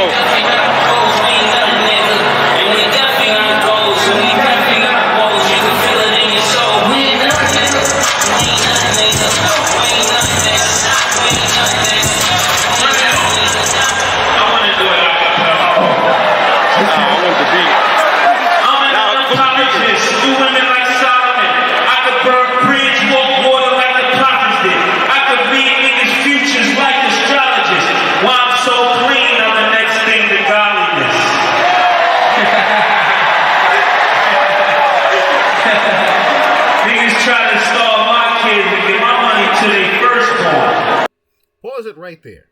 I want to read that lyric to you real quick. Want to steal from my kids and give it to your firstborn. Right? That's what he said? I'm reading here, it even emphasizes. Why I'm so clean, I'm the next thing to godliness. Niggas try to starve my kids and give my money to his firstborn. I'm not the nigga supposed to work for him. Niggas try to starve my kids and give my money to his firstborn. Well, who's his firstborn? Or should I say, who's Diddy's firstborn? Diddy's firstborn is Justin Combs, correct? So, I took it upon myself to ask myself, what exactly does Justin Combs have to do with this? Let's look up more money, more problems, shall we? And we're going to do that together.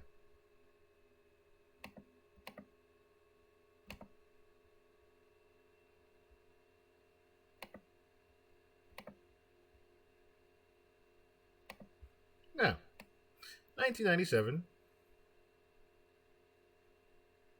These would be all the different versions, of course, of that record, right?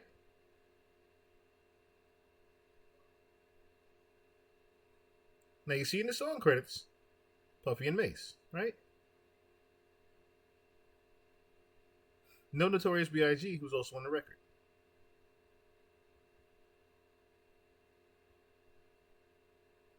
Now,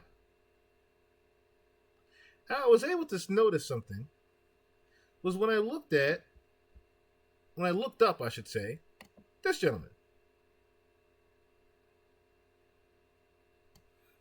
This is very Googleable. And, as you notice, on the same exact site. On the mobile version of this, you can actually see the owners of the publishing and the companies that reside within it.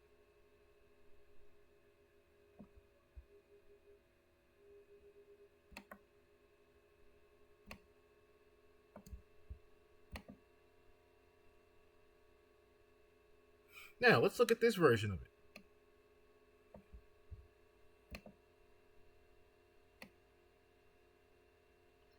These are the publishers and the companies that actually own this particular record. You see Bad Boy Entertainment, Bad Boy Records, Arista Records, The Hit Factory, Warner Tamberlane, Sony Records, Sony Songs, I should say, Tommy Boy, or Tommy Jimmy, I should say, Bernard's Other Music, and look at this, Daddy's House, Justin Combs Publishing, and then you see Mason Bethel Publishing, Big Papa Music, EMI, April, and a few others. Why R. Kelly's Publishing is part of here? We will get to that in a different documentary, because when I stumbled upon seeing his name there, and I noticed what his catalog was, so he earns 31 results of this. Now, when I look up Justin's, Justin has all 9, just like Mace and Diddy. So I went further. Now, R. Kelly owns about 493, right? This is all the catalog that Justin Combs Publishing owns. 555 fucking records. Has anyone ever heard Justin rap or sing? Or put out an album, I should say?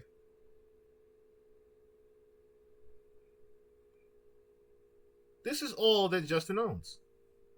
So if you ever wondered, besides the restaurant and maybe a few other endorsements and sponsorships Justin has, this is the bulk of where Justin Combs' money is actually coming from.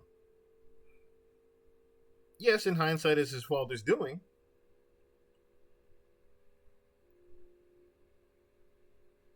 But kind of sinister, don't you think?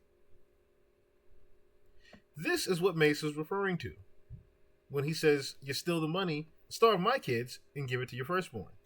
Notice what this also says up here. Publishing company of Sean Combs and his artists notably binded to the Locks as solo artists even after they left Bad Boy Records. Named after one of Combs' sons. Look here.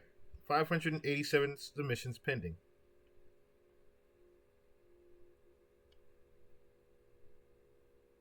Just for his publishing alone. Quite interesting. Let's move along in that song now, shall we? I'm not the nigga supposed to work for. You supposed to teach Culture P about a legacy. Instead of niggas follow you, you teach them treachery. And now you say you check with me without the treachery. And what you talking about is murder niggas double jeopardy. So, there was a lot said there as well.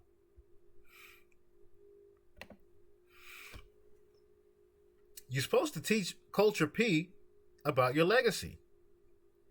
You're supposed to teach culture and P about your legacy is what he's actually trying to say. What he means by that is, if you notice, Culture P, the name Culture P came from Culture, the album by the Migos.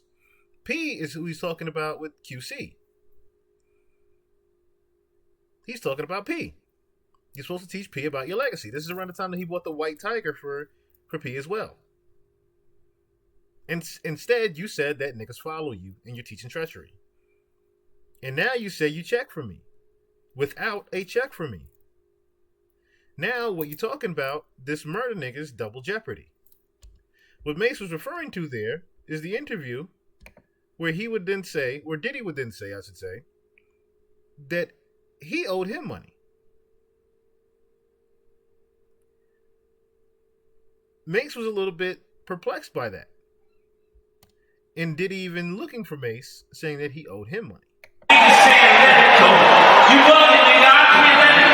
Tell niggas don't talk to me. I can only talk to me. I know what my budget rate. I write the joint every week. I'm on no way out tour, but it's a way out for me.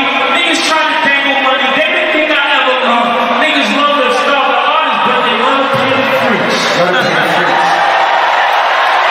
Let's go, Mace. We ain't got it, nigga. Well, we all know what that last time was about, but let's break it down real quick. And now you say you check for me without a check for me. Now what you talking about, niggas, this double jeopardy. This murder niggas is double jeopardy. Niggas saying let it go. You bugging, nigga. I can't let it be. tell niggas don't call for me. I can only talk for me. The niggas don't call for me line was referring to him saying he did not want anyone within Diddy's circle connections talking to him. Whether that be Cameron, whether that be I noticed he didn't do Drink Champs either. The reason why he probably didn't do Drink Champs was the simple fact that it was on Revolt TV. Why would he do somewhere that was biased? As he said on Angie Martinez, he wanted to always go somewhere and speak where it was very unbiased. So, I know what my budget read. I read the budget every week. I'm on the way I talk. Oh, no. They had a typo here. I'm on the No Way Out tour, but it's a way out for me. As you remember, in 1997, he noticed that there was a way out for him in the tour. Basically, just leave it all behind. Then they try to dangle money. They didn't think I'll ever leave. Niggas never pay the artists, but they love to pay the freaks. If you remember, in Cassie's lawsuit, what was it said that Diddy liked to pay for? BBCs and freaks. You've heard Jimmy Fox say numerous times. Not numerous times, but in that clip. You've heard other people even say numerous sources have said. How much money Diddy even spends on these parties? Millions of dollars on these parties that have these freaks attend them. That he's paid for. Interesting. How can I talk like this? Because when you from above, you're above them all. I may not be above in money yet, but I'm above in spirit, so I will see myself as second. And because of that, I talk the way I want to talk. And I talk when I want to talk. I come in when I want to come in. I leave out when I want to leave out. Because I'm my own man. Yes, sir. I show up when thunder falls. I ain't running from y'all. Because I come for it all. I fire at Goliath and watch him fall. They want to kill the short first because I come for the tall. And when your main gun is down, what the hell do you call? I bring smoke and water on. I'm used to the fall. I empty pipes with clicks they call and go to church on Sunday on the illest of all. Don't ever put mix with other bad boys who have hardships. You know I need it jumping like a mosh pit, nigga. I'm the first level, dirt level. I can never work level. Niggas that I made it to the I would never work level. Since Cain killed Abel, I'm able to kill Cain. And love don't steal, my nigga, change your name. And I see no integrity in your name. And I'm haunted by the ghost of St. James. Champagne King, match my rolling plain chain. And I say, blame God I ain't changed. And if niggas never found the killer, why is niggas living it? So, I wanted to let him get past a lot of those lyrics just so we can break some of them down together. So, now I fire on Goliath and watch him fall. Didn't want to kill the short first, because I come for the tall. And when your main artist died, who the hell did you call? So, let's analyze that. Didn't want to kill the short first, because I come for the tall. What he's referring to is Little Kim. Didn't want to come for the short first, little. So I come for the tall. See, Mace and Little Kim have never seen eye to eye as well after Biggie's passing. Now, a lot of people know that. Not a lot of people have spoke on that. It has never been said in an interview, but it is quite noticed. In fact, it's even more noticed when you think about, and we're going to get into it in Kim's documentary, that Kim and P. Diddy were together after Biggie died. Little Kim and P. Diddy actually dated after Biggie died. One of the biggest reasons Mace left was because he saw the shadiness in the fact that Little Kim was mainly sleeping with Diddy to further her own career after Biggie's passing. She realized she had no other purpose there besides Biggie ghostwriting for her. So she had to find her own way. And of course, we all know who was the ghostwriter there for Lil' Kim. Mace has always said he wrote everything for Junior Mafia back then besides Biggie. So the lyric didn't want to kill the short first, because I come for the tall, meaning that he's saving ammunition for Lil' Kim later on. And when your main artist died, who the hell did you call? So those two lines right there obviously are referring to Biggie Smalls and the death of Biggie around that. I bring smoke with water on. I'm used to the fog. And I empty pipes when clips get clogged. And go to church on Sundays. I'm the illest of all. Don't ever put Mace with other bad boys who had hardship. Of course, he's talking about all the other bad boy artists that came before and after him. And Mace is the only one that is still of good amount of money. He still is the only one that is living and has money. That's a very rare thing. You know I get it jumping like a mosh pit, nigga. I'm the first level, dirt level. Y'all can never hurt level. Niggas mad I made it to the I will never work level. Since Cain killed Abel, I'm able to kill Cain. And love don't steal, my nigga, change your name. And I see no integrity in your name. I'm haunted by the voice of St. James. The voice of St. James, he's referring to Biggie in the church of St. James. Everybody broke, niggas gotta bring a visionary. Niggas be selling their soul to go to a brunch. Niggas might end up sweet, drinking that punch. I suffer good. Now, Champagne came, matched my roly plain Jane, and I say, blame God I ain't changed. And if niggas never found the killer, why is niggas living here? What he's referring to, and if niggas never found the killer, why is he living here? He's also referring to the fact that Diddy owns a house in L.A. where Biggie was killed. As we heard earlier, someone was a very scared man running back to San Diego when Biggie died. Or was he scared? So everybody Brooklyn niggas gotta play a vision here. And niggas be selling their soul to go to a brunch. And niggas might end up sweet drinking that punch. Who is it referring to there? Selling their soul to go to a brunch. Now the only person we know does a brunch is whom? Jay-Z. The Rock Nation brunch. Niggas might end up sweet drinking that punch. Gene Deal has gone on record saying that that's how he gets everyone. Is that Diddy will put it inside of the juice and in the waters. He'll put the drugs and the juice inside of the waters. The ecstasy and things like that. And before you know it, you're a little bit erotic. You have an aphrodisiac in your drink and you didn't even know it. Legend has it, of course, now rumors have been circling around that this is how Jay-Z turned gay.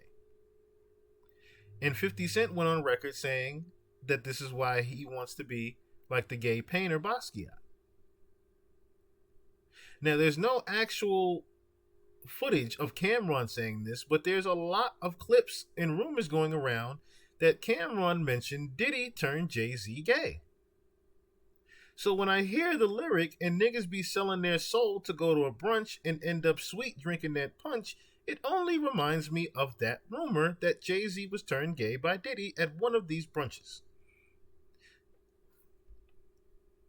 Niggas know I'm from another hood. Forget a brotherhood. I'm trying to make sure that my mother good. I ain't sheep, but I'm really cold in the coast. No matter the top five, I'm one cold at the most. I'm the ghost of Wolf, ghost of RZA. Come with the facts you never considered. I'm the ghost of Sean. I speak for every artist never spoke their mind. Representing every artist that was left behind. From Crank Mac to G-Death. I still remember the kids chanting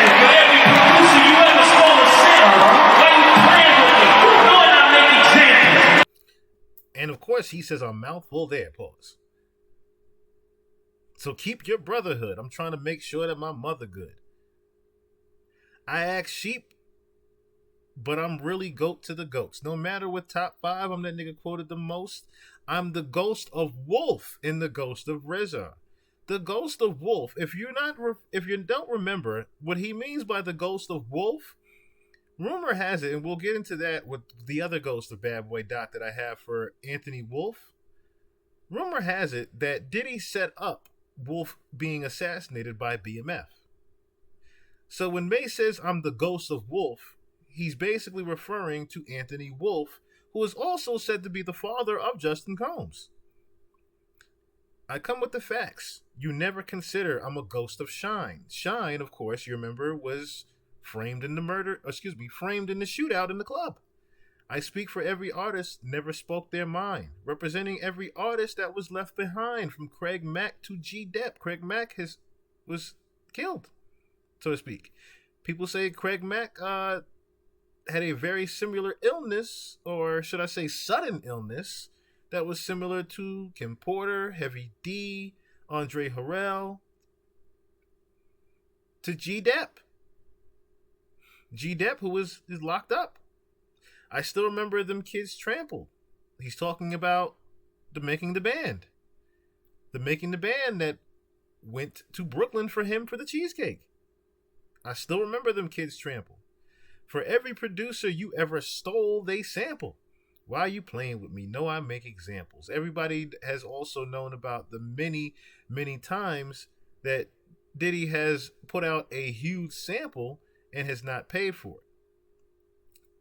If we backtrack, we can go all the way back and research that one to the Come With Me record where he sampled Sting for the Godzilla soundtrack.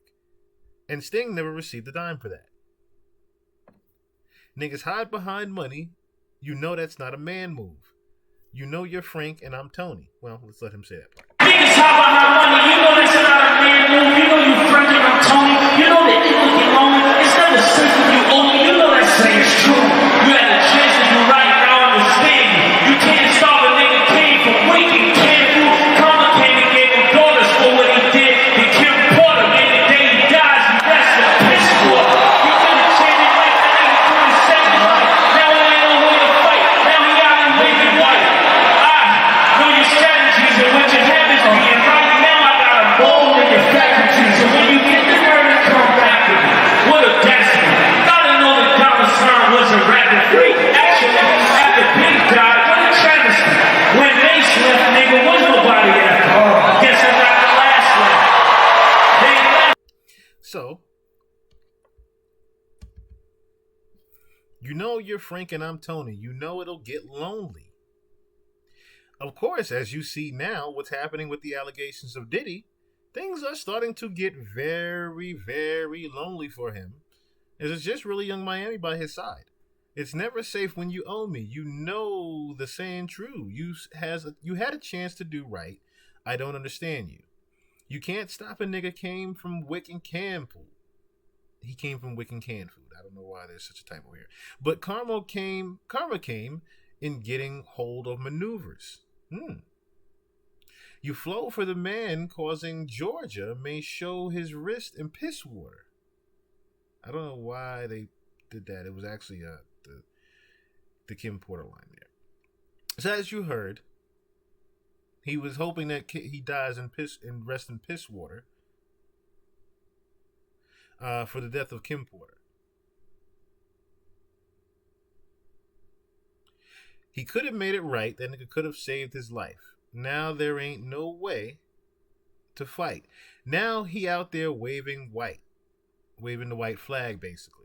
So he saw this coming way before these allegations. Remember, the Oracle was dropped in early 2022?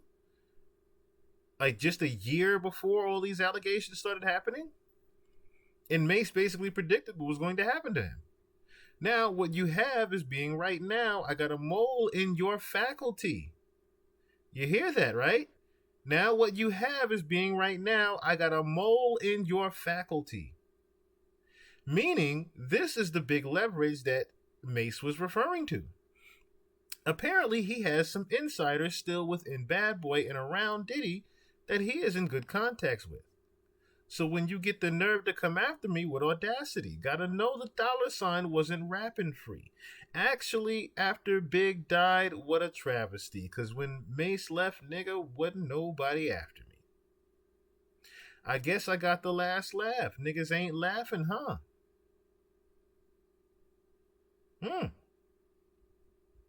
But yes, Mace is thoroughly upset. If you notice, like I said, this is shortly after the death of Kim Porter. So something startled Mace with the death of Kim Porter that encouraged him to do this on top of him not receiving that publishing that he was promised to get back. Ready for a massacre. Can't blackball Mace, the ball ain't practical. Tupac push, nigga, I ain't even mad at you.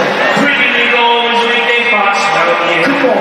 Yes, you can say I know I pop fiddle. Yeah, I'm just a Harlem nigga. Ride down the Baker Street with my own shoe. You from my burning nigga. Go on, rep your own Harlem. I'm not hating on your pretty work, yo. Right now, I'm only saying what you really worth. You ain't no architect. You just a nigga know how to market death. Go pay his mother what she really worth, nigga. So, but Carmen came and hold. Oh no, actually, we're after that part. So, niggas stay strapping up. I'm ready for a massacre. Cam blackballed Mace. The ball ain't black enough. Notice how he mentioned Cam blackballed Mace. As I said before, Mace knows that Cameron was in cahoots with Diddy. And the reason why that call was made while he was on the radio station. Tupac for us, nigga. I ain't even mad at you. Pretty niggas always make their hearts melt. Yeah, guess you can say I know how Pac felt. So that line referred to what we went over earlier with the P. Diddy Name Me Pretty. And he always knew how Pac felt. Remember, Mace was very close to Diddy in the early 90s. Or should I say, yes, in the mid 90s. So, even around the time that the studio shooting happened with Pac, Mace was apparently around. He wasn't popular yet, he wasn't Mace yet, but he was definitely around. Which leads me to believe he knew the actual friendship between Pac and Diddy before they actually broke, which made the next line. I'm just a Harlem nigga repping down a Vegas strip with my own shug. Meaning, it sounds like soon after that situation happened with the Bloods, Mace found himself his own connections and ties to get his own protection. You from Mount Vernon, go and rep your own hood. He's saying Diddy isn't really from Harlem. He's actually from Mount Vernon, which is actually true. I'm not hating on your Billy worth, talking about the billion that Diddy had just hit at the time. Right now, I'm only saying what you really worth. So, of course, that's a play on words with the saying you really ain't shit, but it's also saying, if you notice, we went over a couple times in the podcast how Diddy's money is not his. Sloan Bella even confirmed that with channeling Kim Porter, that Diddy's money is not actually his. It comes from somewhere else. None of his money is actually his. The billions and billions of dollars that people say that he has is not actually his. He has access to some of that money, but he does not have access to all of it. Right now, I'm only saying what you really worth. You ain't no architect, you just a nigga who know how to market death. Go pay his mama what he's really worth. What he meant by that last line, go and pay your mama what he's really worth, and you only know how to market death. If you notice, the biggest thing that Diddy did after the death of Biggie Smalls was what? He did nothing but make money off of Biggie since the day that he died. How many duet albums have we had? How many vinyls have we had? How many versions of Biggie freestyles have we heard since then that Puffy owns? He's done nothing but make money off of the deceased. Now, of course, it doesn't stop there. Mace would also have another IG Live that he wanted people to pay attention to.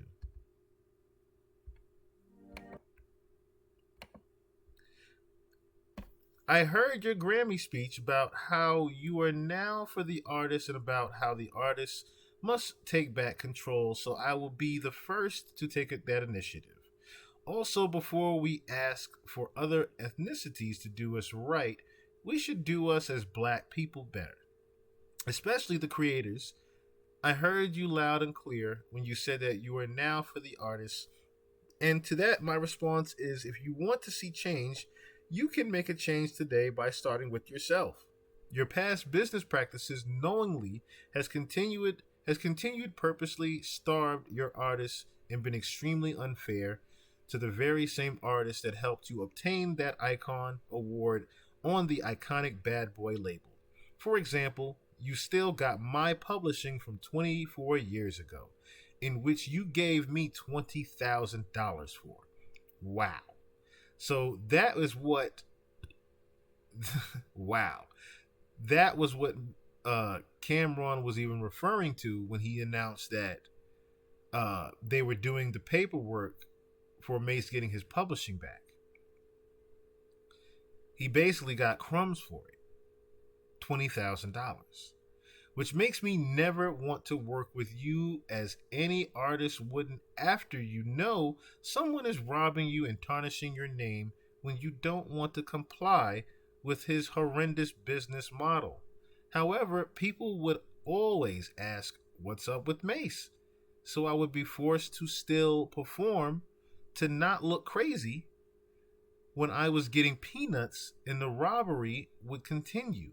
So many great moments in people's lives in music were lost. But again, I rode with you in the face of death without flinching, and you still wouldn't do right. I never said anything because I wanted to wait until I was financially great so I can ensure that I was addressing this from a pure place and not out of spite. To add insult, you keep screaming black excellence and love, but I know love isn't free. So I offered you $2 million in cash just a few days ago to sell me back my publishing as the biggest artist alive.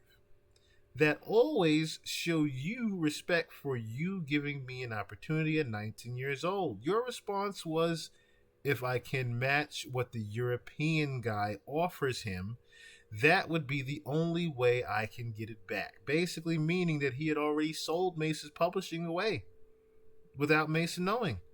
Or else I can wait until I'm 50 years old and it will revert back to me from when I was 19 years old. You bought it for about $20,000 and I offered you $2 million in cash.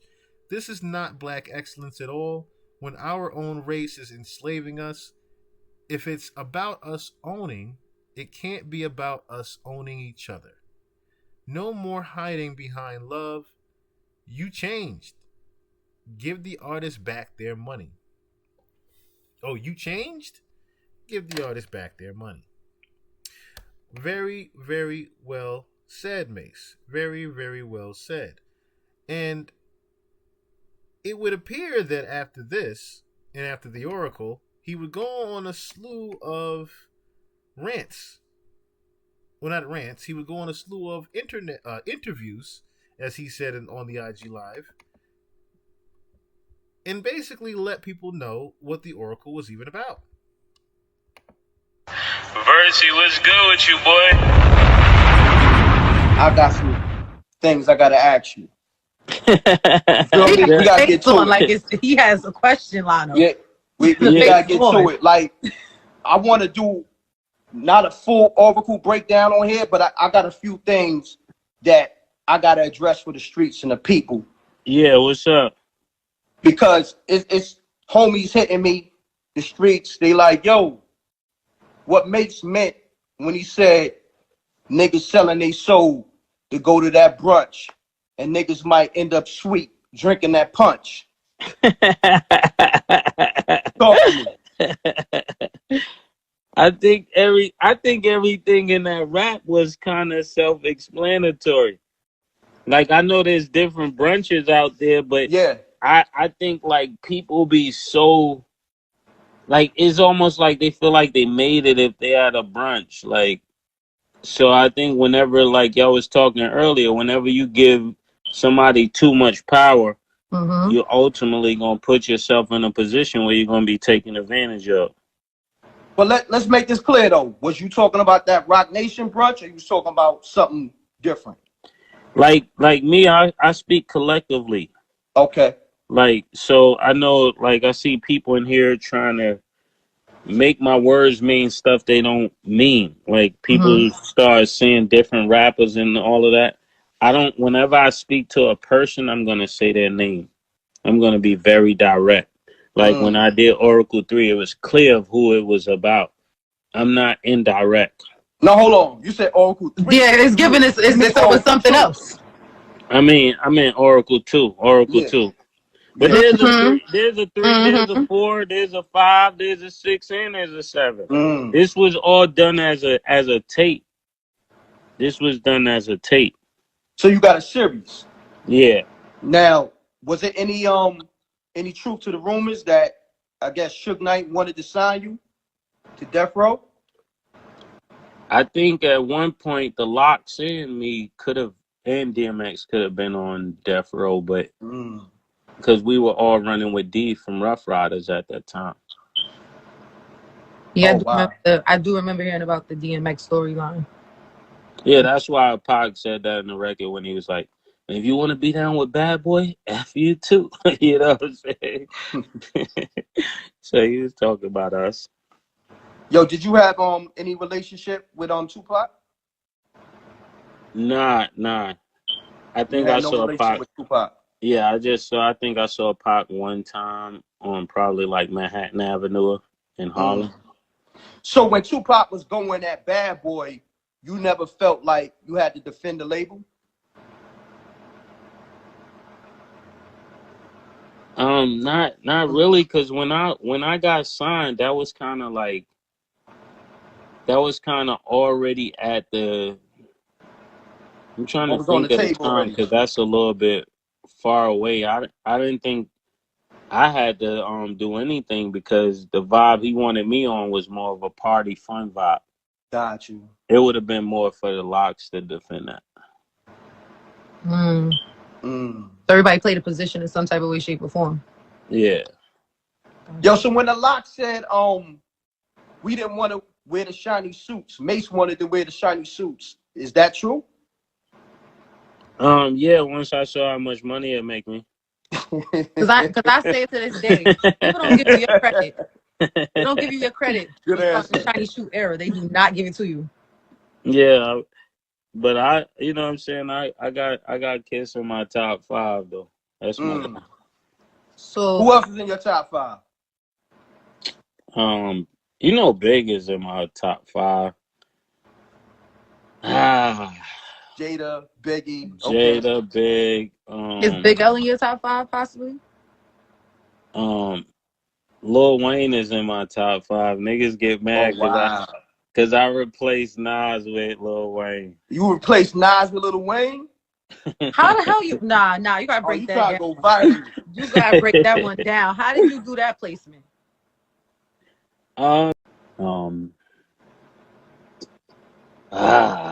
Foxy though. You know what I'm saying? Like Foxy, the cleaners, get them clean, bring them back, carry his briefcase with like 8 Bibles in it and all of that. And as I'm carrying this stuff, we would go to churches and then some of the youth would know who I am. They'd be like, "Oh, yo, they go Mace," and I'll have like all of the robes in one arm and the briefcase in another hand. And then when I would sit it down, people like, "Yo, you give me your autograph." I'd be like, "I can't do that in God's house." You know what I'm saying? So I was so focused on that. And then one day he just got up. He was like, "Yo, I feel led to give the mic to Mason. And he gave the mic to me, and I was like, what you want me to say? He was like, just say whatever God has done for you. And I did it, and the response was so crazy. Like people were just coming from everywhere in the auditorium. They were just coming up, giving like stuff that was like super important to them. One lady gave probably like a house or something. It was something crazy. Like a dude gave a Rolex. It was just like every time I would go up there and speak, something like crazy would happen, to the point that you just knew it had to be God or something, because this don't ever happen. You know what I'm saying? Like, and that's how the pastors in Atlanta, like the older ones, some of them, they just started hating on me, because every time I would speak, something crazy would happen. And I would be able to like get people to go to church that would never go to church. You know what I'm saying? So it'll be like street dudes. When I first started, it would be like hood niggas in church. It would be like strippers in church. Like a girl come up and hear the word and dump her whole night worth of singles on the altar, and people would be like, yo, that's crazy. So to me, it was like so many things that happened that made it so surreal for me, that by the time I came back to do music or doing music, I was so convinced that I don't need music, but I was supposed to be here. I don't need it though. Somebody be like, yo, the offerings dried up. I guarantee you the offerings haven't dried up. So I'm only here because I'm supposed to be here. Like, there's people on this line right now that go to the church. They probably, like, they can testify. They can. So I was only playing the M.Rec interview to basically put on display two things. The first thing was him breaking down what he meant with the line of the brunch. Second thing was I wanted you to hear why he even joined being a pastor, or should I say, what inspired him to be a pastor in the first place, because he never actually broke down until this interview what his experience was and what changed his mind as far as not going back to music. He was inspired by the different things that actually started happening to him within him preaching at the church at the time for his, I guess you could say, initiation of being a pastor, an ordained pastor, I should say. So, what would then happen after the M.Rec interview and a couple other interviews he did, Doggy Diamonds, shortly before, I believe, the Oracle 2, he did Angie Martinez, but I think he went back on Angie and a few other places. But that would actually stir up Diddy actually having to then respond finally, because he couldn't figure out why Mace was now back on the scene firing off at him. What did you think about, right, where you look at an artist, Mace, right, was upset for you for years? Yes. Then down the line, he has an artist. Mm-hmm. And then recently, his artist is upset because he's basically said, allegedly, that Mace didn't pay him and there was problems. Yeah. And do you look at that and be like, that's just an executive, or is it one of those things like, I told you? No, I don't look at it like that. First of all, because what he had a problem with you his artist saying the same first thing. of all, see, I didn't do nothing to him. So let's go back to the first of all. The first of all is there has been negative propaganda put out about me that's not true, and has really tried to stain my legacy. I've always been a person, I don't like to get in just talking people's business and things like that. But not right now. I have made it my purpose that when I come back, I can't have y'all following me, because I am here to be a leader and to give some direction. Notice this is October 5th, I believe. This is October 5th, 2022. So this is a year before the allegations start happening in the Cassie lawsuit. But notice he also says, I'm going to go away for a while. So that begs the question, did Diddy know that these allegations were coming a long time ago for him to even say in the interview that he was going away? During this interview, he said it numerous times that when he comes back, to the point Charlamagne even had to ask him, what do you mean by when I come back? Where are you going? Are you going away? And Diddy never wanted to elaborate on it. If you think that I'm a scumbag that will ever steal anything, my name is Diddy, Sean Combs. I never took nothing from nobody a day in my life. All I've ever given is opportunity and more money than a person was making. So when I hear or I see things and I'm like, wow, this vibe that they got on me, like I'm Big Red or something. I came here, I had to open up the doors. So you're saying you don't steal from artists is what you're saying? Never. So how does a narrative like that happen with so many different people? Because people have this thing called the tap out button. When you get to a certain point and the money is running low, you gotta run this hustle to try to find somebody to blame. Mm-hmm. You know what I'm saying? I have all my receipts. And so we are gonna do a special, a retrospective with all the artists, and we're gonna get this narrative clear because it comes from different tactics when people wanna get out of contracts. And a lot of people that speak on this, y'all don't know the business, y'all don't know what y'all are talking about. So it's gonna be a teaching moment of love because it is important, I feel, fight for your reputation. Mm-hmm. I'm gonna fight for my reputation. I'm gonna fight for the honorable man I am, the righteous king that I am. I'm not perfect, you know what I'm saying? There could have been an accountant mess up on this one or that one, things that happen in the business. But me actually, I'm running a hustle to get money. I started delivering papers at 12 years old. I was a millionaire when I was 19, you know what I'm saying? And so I will be making sure that the truth comes out because that's not going down in my legacy. And to me, that's the worst thing in the world is a thief. The thief is the worst thing. His hand should be chopped. Her hand should be chopped off.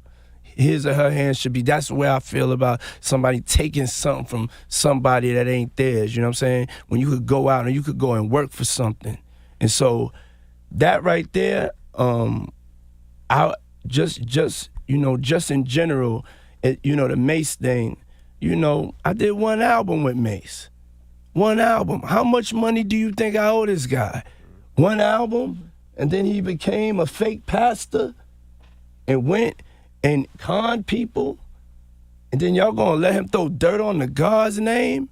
I wrote each and every one, and each and everybody could come and step up. Bring your receipts. But I'm not playing. I'm back outside and I'm fighting back for us. And I'm also do a little fighting back for me. You know what I'm saying? So how much money and I'm just throwing this out, how much money does somebody like a the owe you? Because the reason I say that. Mace owes me $3 million. That's facts. I got the receipt. Second album, you gave money to do a second album, never delivered. Did the album, never delivered. You know what I'm saying? And I'm not going to go back and forth with Mace. You know what I'm saying? I'm not going back and forth with nobody. I'm just going to, if I'm here, I'm going to speak up for myself. I'm going to speak up for myself now. You know what I'm saying? I'm not going to have you think something that I hate. I hate a thief. I hate somebody that don't got, and I don't hate nobody, but that's with somebody that just got to take something that somebody else worked for just for their benefit and they fin. I don't like that. So you're really doing a special, like you're taping a special to address I think Diddy just came up with that idea right now. No, I was more saying, I'm gonna use, I have a very successful, thank you to everybody for supporting network. So yeah, I'm gonna go and tell my story on my network with one of my podcasts, and I'm gonna also get the artists that together to help me clear this up. What would the lot say? I spoke to the lot. Yeah, I told the lot they gonna help me clear it up. Yeah. They know, I mean, people, I mean, the truth gonna be the truth. But we gonna get to the truth. As long as I'm outside, we gonna get, not trying to start nothing with nobody. Mace, I love Mace. And I will tell anybody thinks I owe him something, show me the receipt. You get paid in 24 hours. Because sometimes there's accounting problems, you know what I'm saying? Accounting problems, he says. Accounting problems. Okay. So, Mace would then, that same exact day, respond to Diddy. Yo, how dare this nigga talking about he want receipts? Let's start with your mother, nigga. Your mother got the receipts, nigga. Everything is in your mother's name. That's the one who got the receipts, nigga. You need more proof, nigga? Biggie ain't here, so Big can't give you no receipts. He dead. Craig Mack can't give you receipts. He dead. What are you talking about? Who else? Black Rob can't give you receipts. He dead. And everybody else you made sign paperwork so they can't talk about what I'm talking about. I'm the only one with the guts. You're not signing, nigga, because I ain't need the money. All money ain't good money. Remember that. Remember that. Remember that, nigga. You know who to play with, nigga.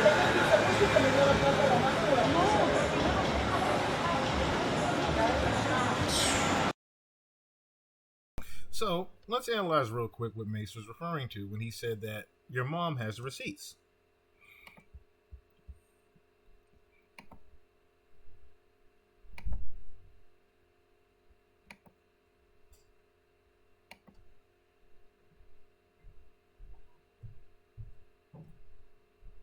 Let's look at Janice Combs Publishing.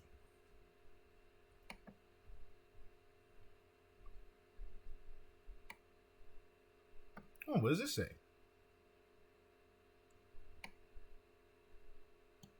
It says Janice Combs Publishing, Bad Boy Music Publishing. If you look, let's read here. Janice Combs Music Publishing manages more than 1,500 copyrights for a long list of successful music writers who have contributed to numerous award-winning platinum projects for artists such as Notorious B.I.G., Sean Diddy Combs, Jay-Z, Beyonce, Rihanna, Snoop Dogg, Busta Rhymes, Mace, and the Lox. Material from songwriters of Janice Combs Music Publishing has been featured in countless television programs, Academy Award nominated films, and multinational advertising campaigns. Through its co-publishing, and this is all in the Bad Boy Publishing blogspot as well, agreement with EMI Music Publishing. Remember, we saw EMI earlier. Underneath Justin Combs Publishing, More Money, More Problems. EMI has always been around. Janice Combs Music Publishing continues to build on an already impressive track record as a heavyweight publisher in the music business. And look at the list of writers here.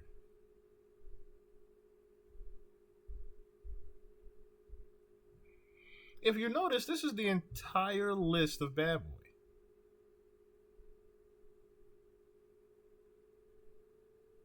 Everyone that was ever on Bad Boy, damn near, is on this list.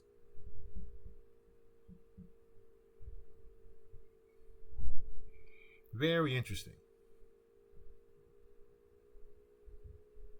So in short, this is what Mace meant by his mother owns everything.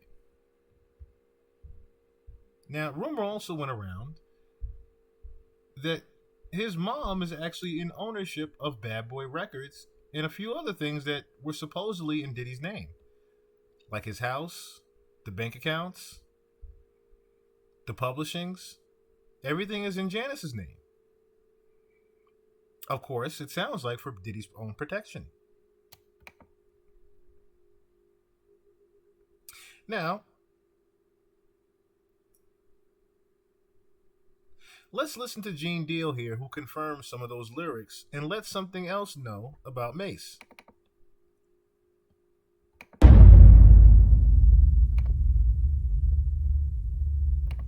Mace, the diss track, you know what I mean? He just dropped it. You know, he came at Puffy, man. Damn, man. How you feel about that, yo? Like, golly, he went in, yo.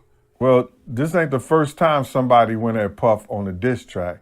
You know what I'm saying? As far as, you know, we know the Tupac thing, but it's a diss track that nobody ever heard of, but by the person who wrote Missing You. Source Money did a diss track on him because he wasn't receiving the money for writing Missing You. So he wrote this diss track and sent it to Jay-Z. Jay-Z immediately got on the phone and called Puff and said, yo, my man, you don't want this to get out. You do not want this diss track to get out on you, bro.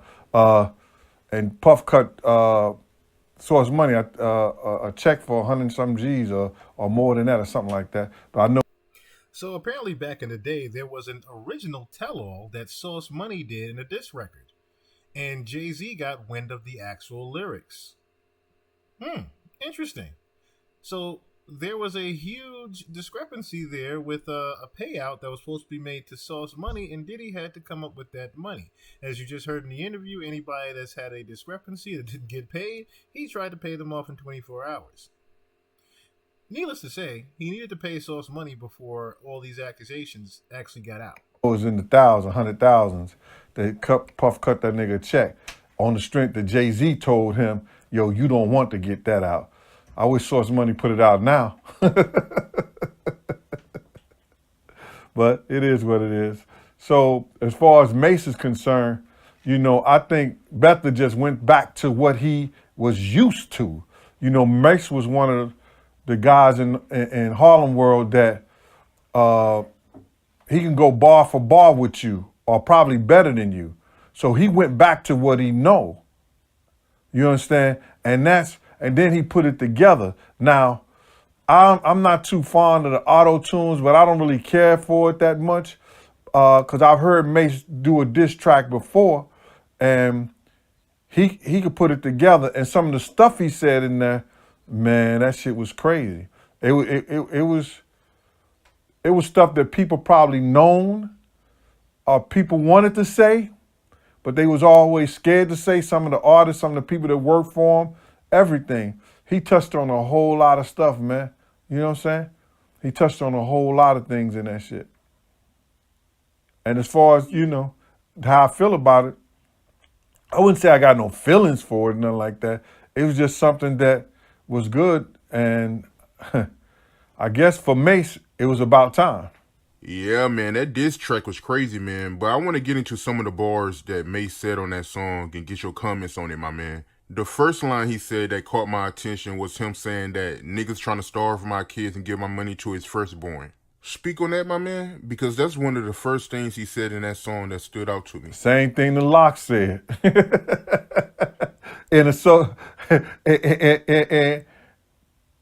and so many other lesser words, because the Lock said, I seen my publishing in his first son name, in Justin's name.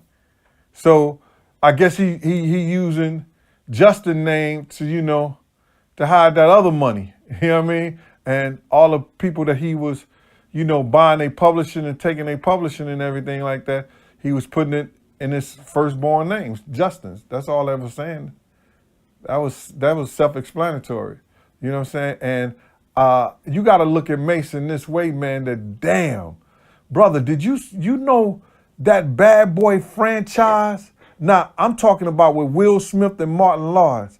They used that song in every movie.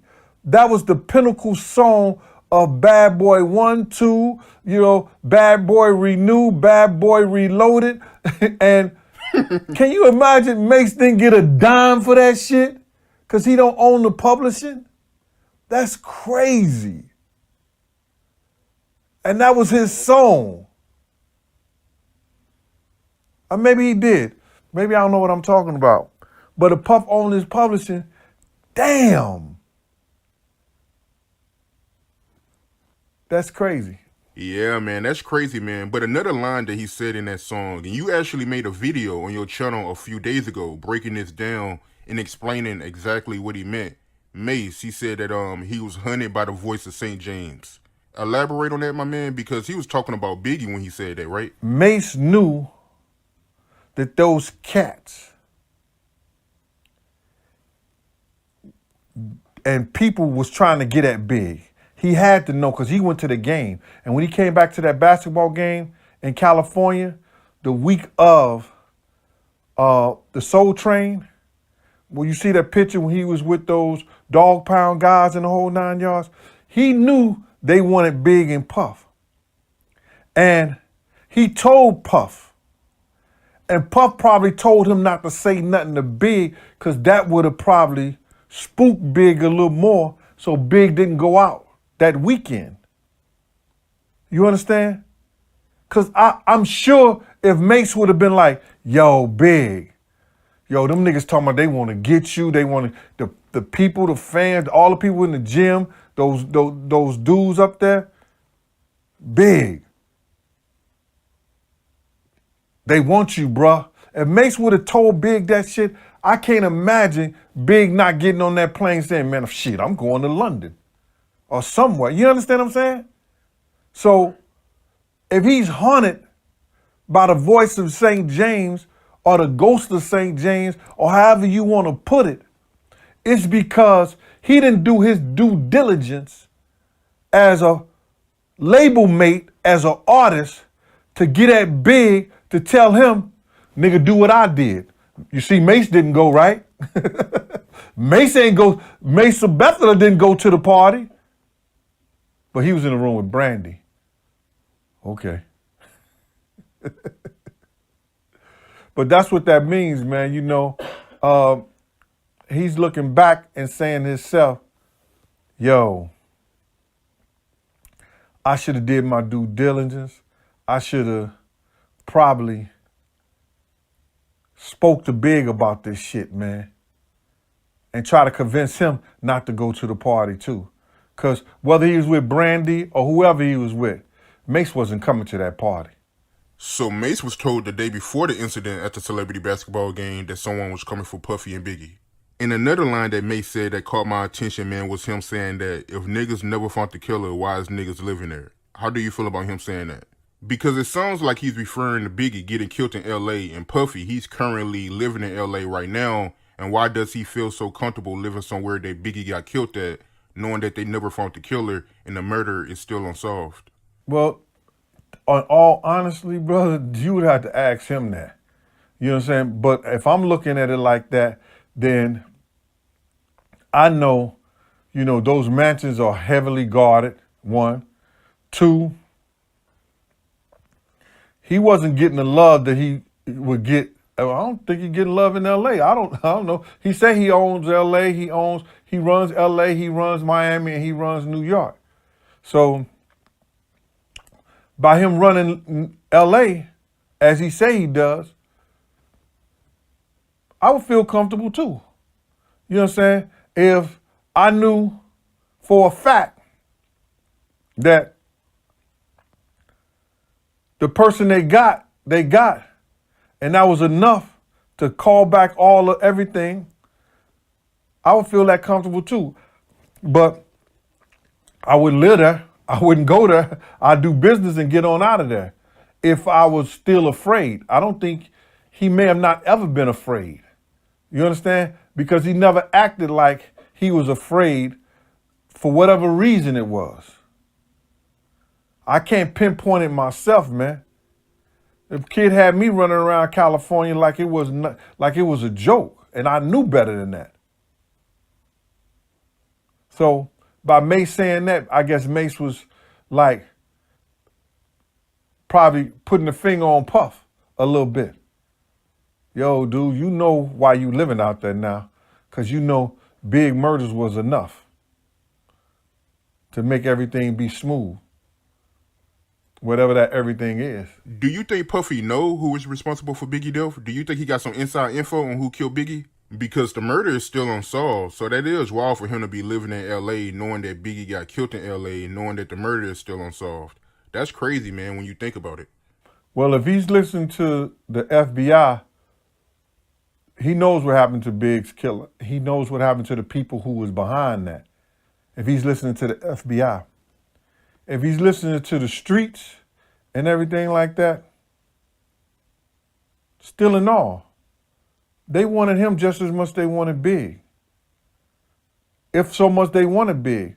We knew that Big was having flack from the dog pound cats and maybe a few dudes at death row, or maybe not. Puff was having flack from the dog pound, I guess, and he was trying to straighten that out. That's probably the reason why him and Snoop went to that thing with the Steve Harvey show. But anyway, I think Puff was just trying to air some stuff out. So he knew Big was leaving his label. He knew Big was starting his own label, having his own thing. So he was trying to straighten out as much as possible so none of that shit that was happening with the Junior Mafia would go over to Bad Boy and their artists when they start their new thing.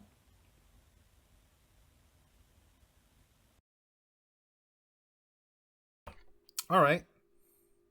So, as we confirmed from earlier, we confirmed one main thing. Number one, apparently, Mace definitely knew something was going to happen to Big that night and was why he did not go to the party, as we said earlier.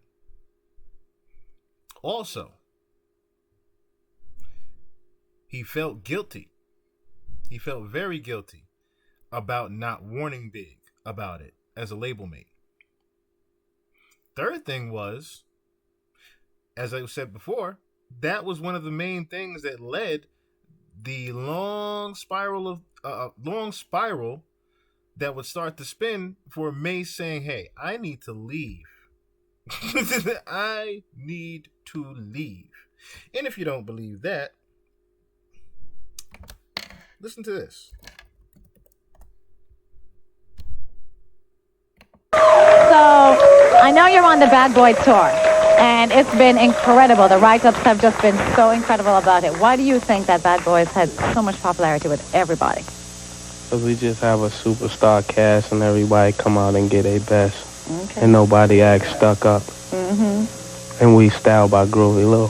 All right. Now, you know, everybody loves Bad Boy, but, you know, there are a lot of girls out there that like you, too. So why do you think that the ladies are, like, really feeling Mace? I don't know. I guess my voice. I just talk real slow. It's the voice. Yeah. Yeah? All right, so I know your album's gone double platinum. What do you have coming up? Are you thinking about your second album already? Yeah? I don't really want to do another album. What? I want to do something else. I'm not touching that at all. Notice how she immediately left that question alone, because that's on national TV, that him saying that he doesn't want to do any more music. So, and as you can see, he's with Total. So we know what song that this is around. This is around him doing his Harlem World promo and the song that they were featured on. But as you heard, this is clearly around the time that Mace is starting to not feel music. Now let's fast forward all the way to now. And, or should I say, later on that month in October 2022, where Mace let out what was going on between T.D. Jakes and Diddy. This would be the first time that he mentioned the bishop of Diddy, but without mentioning his name. But if we all knew back then who Diddy's bishop was, we would have put two and two together. And this title was originally Mace Sets T.D. Jakes and Diddy Straight. My name is Mace. I wanted to talk to you guys for a moment. Is it okay if we have a conversation today? In fact, let me take my reading glasses and put those on. These are more cool. This is more for business like we need to handle today, okay? So today, I wanted to talk to you. I know yesterday you probably felt a certain way about the way I communicated, but I'm very unapologetic about the way I communicated because I know what I said was right. Maybe you didn't like the way I said it, but I know what I said was right. And I want to tell you why, you know. If the devil can use him aggressively, then I want you to know God could use me aggressively. I want you to also know you may not like my delivery. You might say, well, listen here, why did you say it that way? I cannot speak to people outside of the church the way I speak to people inside the church. I gotta know my audience. Isn't that what you would say if you're talking to a people? The first thing you gotta know is your audience. And I also want you to know that the thing that's really stirring up so much confusion is because for years, these guys have organized a mass organized effort to slander my name behind the scenes. So every time I say something, you're just seeing my part because their part is behind the scene. But I want you to know I'm up for it. I'm up for it. I'm anointed for it. I'm anointed to dethrone evil. I want you to know that. So don't be worried for me. If anything, pray for me. Pray for the things that you don't understand, because I know there's a big misunderstanding between you. The first thing that comes to my mind is about how in Proverbs 18 and 17, the Bible talks about how you can hear one side and it seems right until you hear the other side. Until it's cross-referenced, you don't know that so much of the truth has been missing from what you've been informed about. The second thing I want to talk to you about is the story about Isaiah 40. What is that? Isaiah 54 and 17, where the Bible talks about in Isaiah that no weapon formed against me shall prosper. So if you see me being aggressive, it's because I know no weapon formed against me shall prosper. But isn't it sad that that's the only part of that scripture people understand? The very next statement in that scripture, and it is loaded with content, it's loaded with revelation, but the very next part of that scripture says, and if any man, or any tongue rise up against you, you shall refute it. And that's what I did. He said something and I refuted it. I pulled it down because I knew it wasn't the truth. And I dealt with him as aggressively as he has chosen to deal with me. Another thing I want to tell you, the third but not last thing. Think about this. I went through every step on how to deal with him. Every step on how to deal with Puff biblically. I dealt with him biblically. That's why I felt aggressive about it. I felt like I did not have to change my strong approach. Because number one, I went to him as a brother when things were not right. Secondly, I went to him with a witness. That was Rodney Jerkins. Like the Bible says, if you don't get it right with him, go back to him with a witness. I did that. The third thing it tells us to do is go to the church. Bring it before the elders. I reached out to his bishop. His bishop declined to mediate the situation. So I just went to step number 4, which is mark him as a publican and have nothing to do with him. And that's what I did lyrically. And that's what you guys have a problem with. So I don't know if it's me or you got a problem with the Bible, because all I did was handle it the way you're supposed to handle it. And I'm up for all the smoke he has to bring. Puff can't beat me at anything. Anything. And he knows that. And I'm up for the challenge. And until I see you again, just know I may do a lot of things you don't agree with. Pray for me like I would pray for you, instead of letting your voice be used against something that could be a phenomenal change for our culture. We don't need no more leaders like that. We need new gatekeepers. If there's ever been a company, just think of this, that handled those people that way for 20 straight years, you wouldn't keep them in leadership. So why should we keep these same gatekeepers who have done nothing but exploited us and used our talents against us for their own gain and their children? Until then, I'm signing off. This is Mace. This is Mace and Betha. However you know me, it's how you know me. God bless you, and I hope you was able to hear my heart. Until then, I love you. You sure did, Mace. We sure have heard you, Mace. We sure have heard your heart, man. And my heart goes out to you, brother, because it's a devilish world. It's a devilish ass world. And I understand. And like I said before, it's no coincidence that after he did this particular addressing, we haven't really seen Mace since he's done this particular addressing Diddy in the church. And he says in the video, there are a lot of things to come. There are a lot of things to come with Diddy. And Mace has not shown or done an interview since. And what has happened a year later? All of these allegations have started to come out. Who's to say that Mace is not behind the Cassie lawsuit and the Kim Porter information resurfacing? With all the things that he said in the Oracle too, and him addressing these things, saying that I got the receipts. Yeah. I think I'm starting to realize who's initially behind this onslaught of allegations that are now behind Diddy. And like I called him before, this is the living ghost of Scrooge McDuck that has been a very haunting one. Yeah. But Live from the Spot podcast will be back with another episode. Yeah. Until then, peace.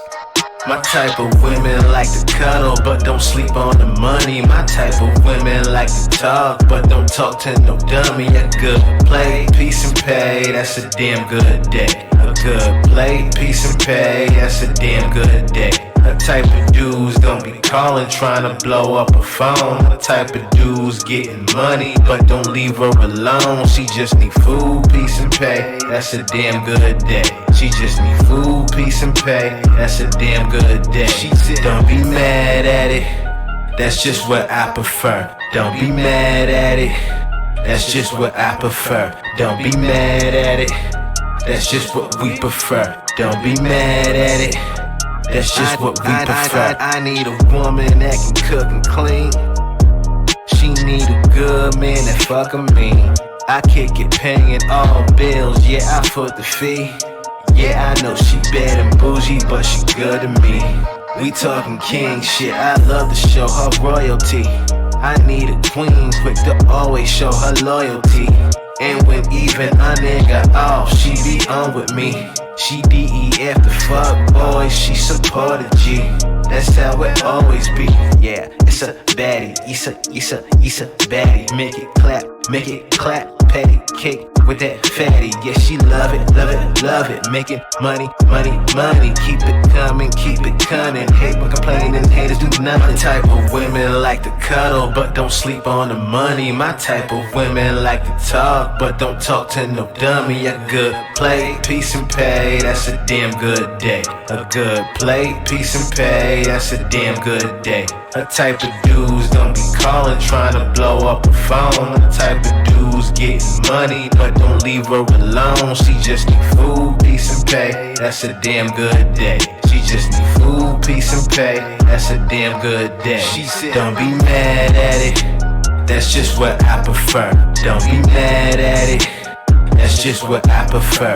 Don't be mad at it, that's just what we prefer. Don't be mad at it, that's just what we prefer. Don't be mad at it, that's just what I prefer. Don't be mad at it, that's just what I prefer. Don't be mad at it, that's just what we prefer. Don't be mad at it, that's just what we prefer.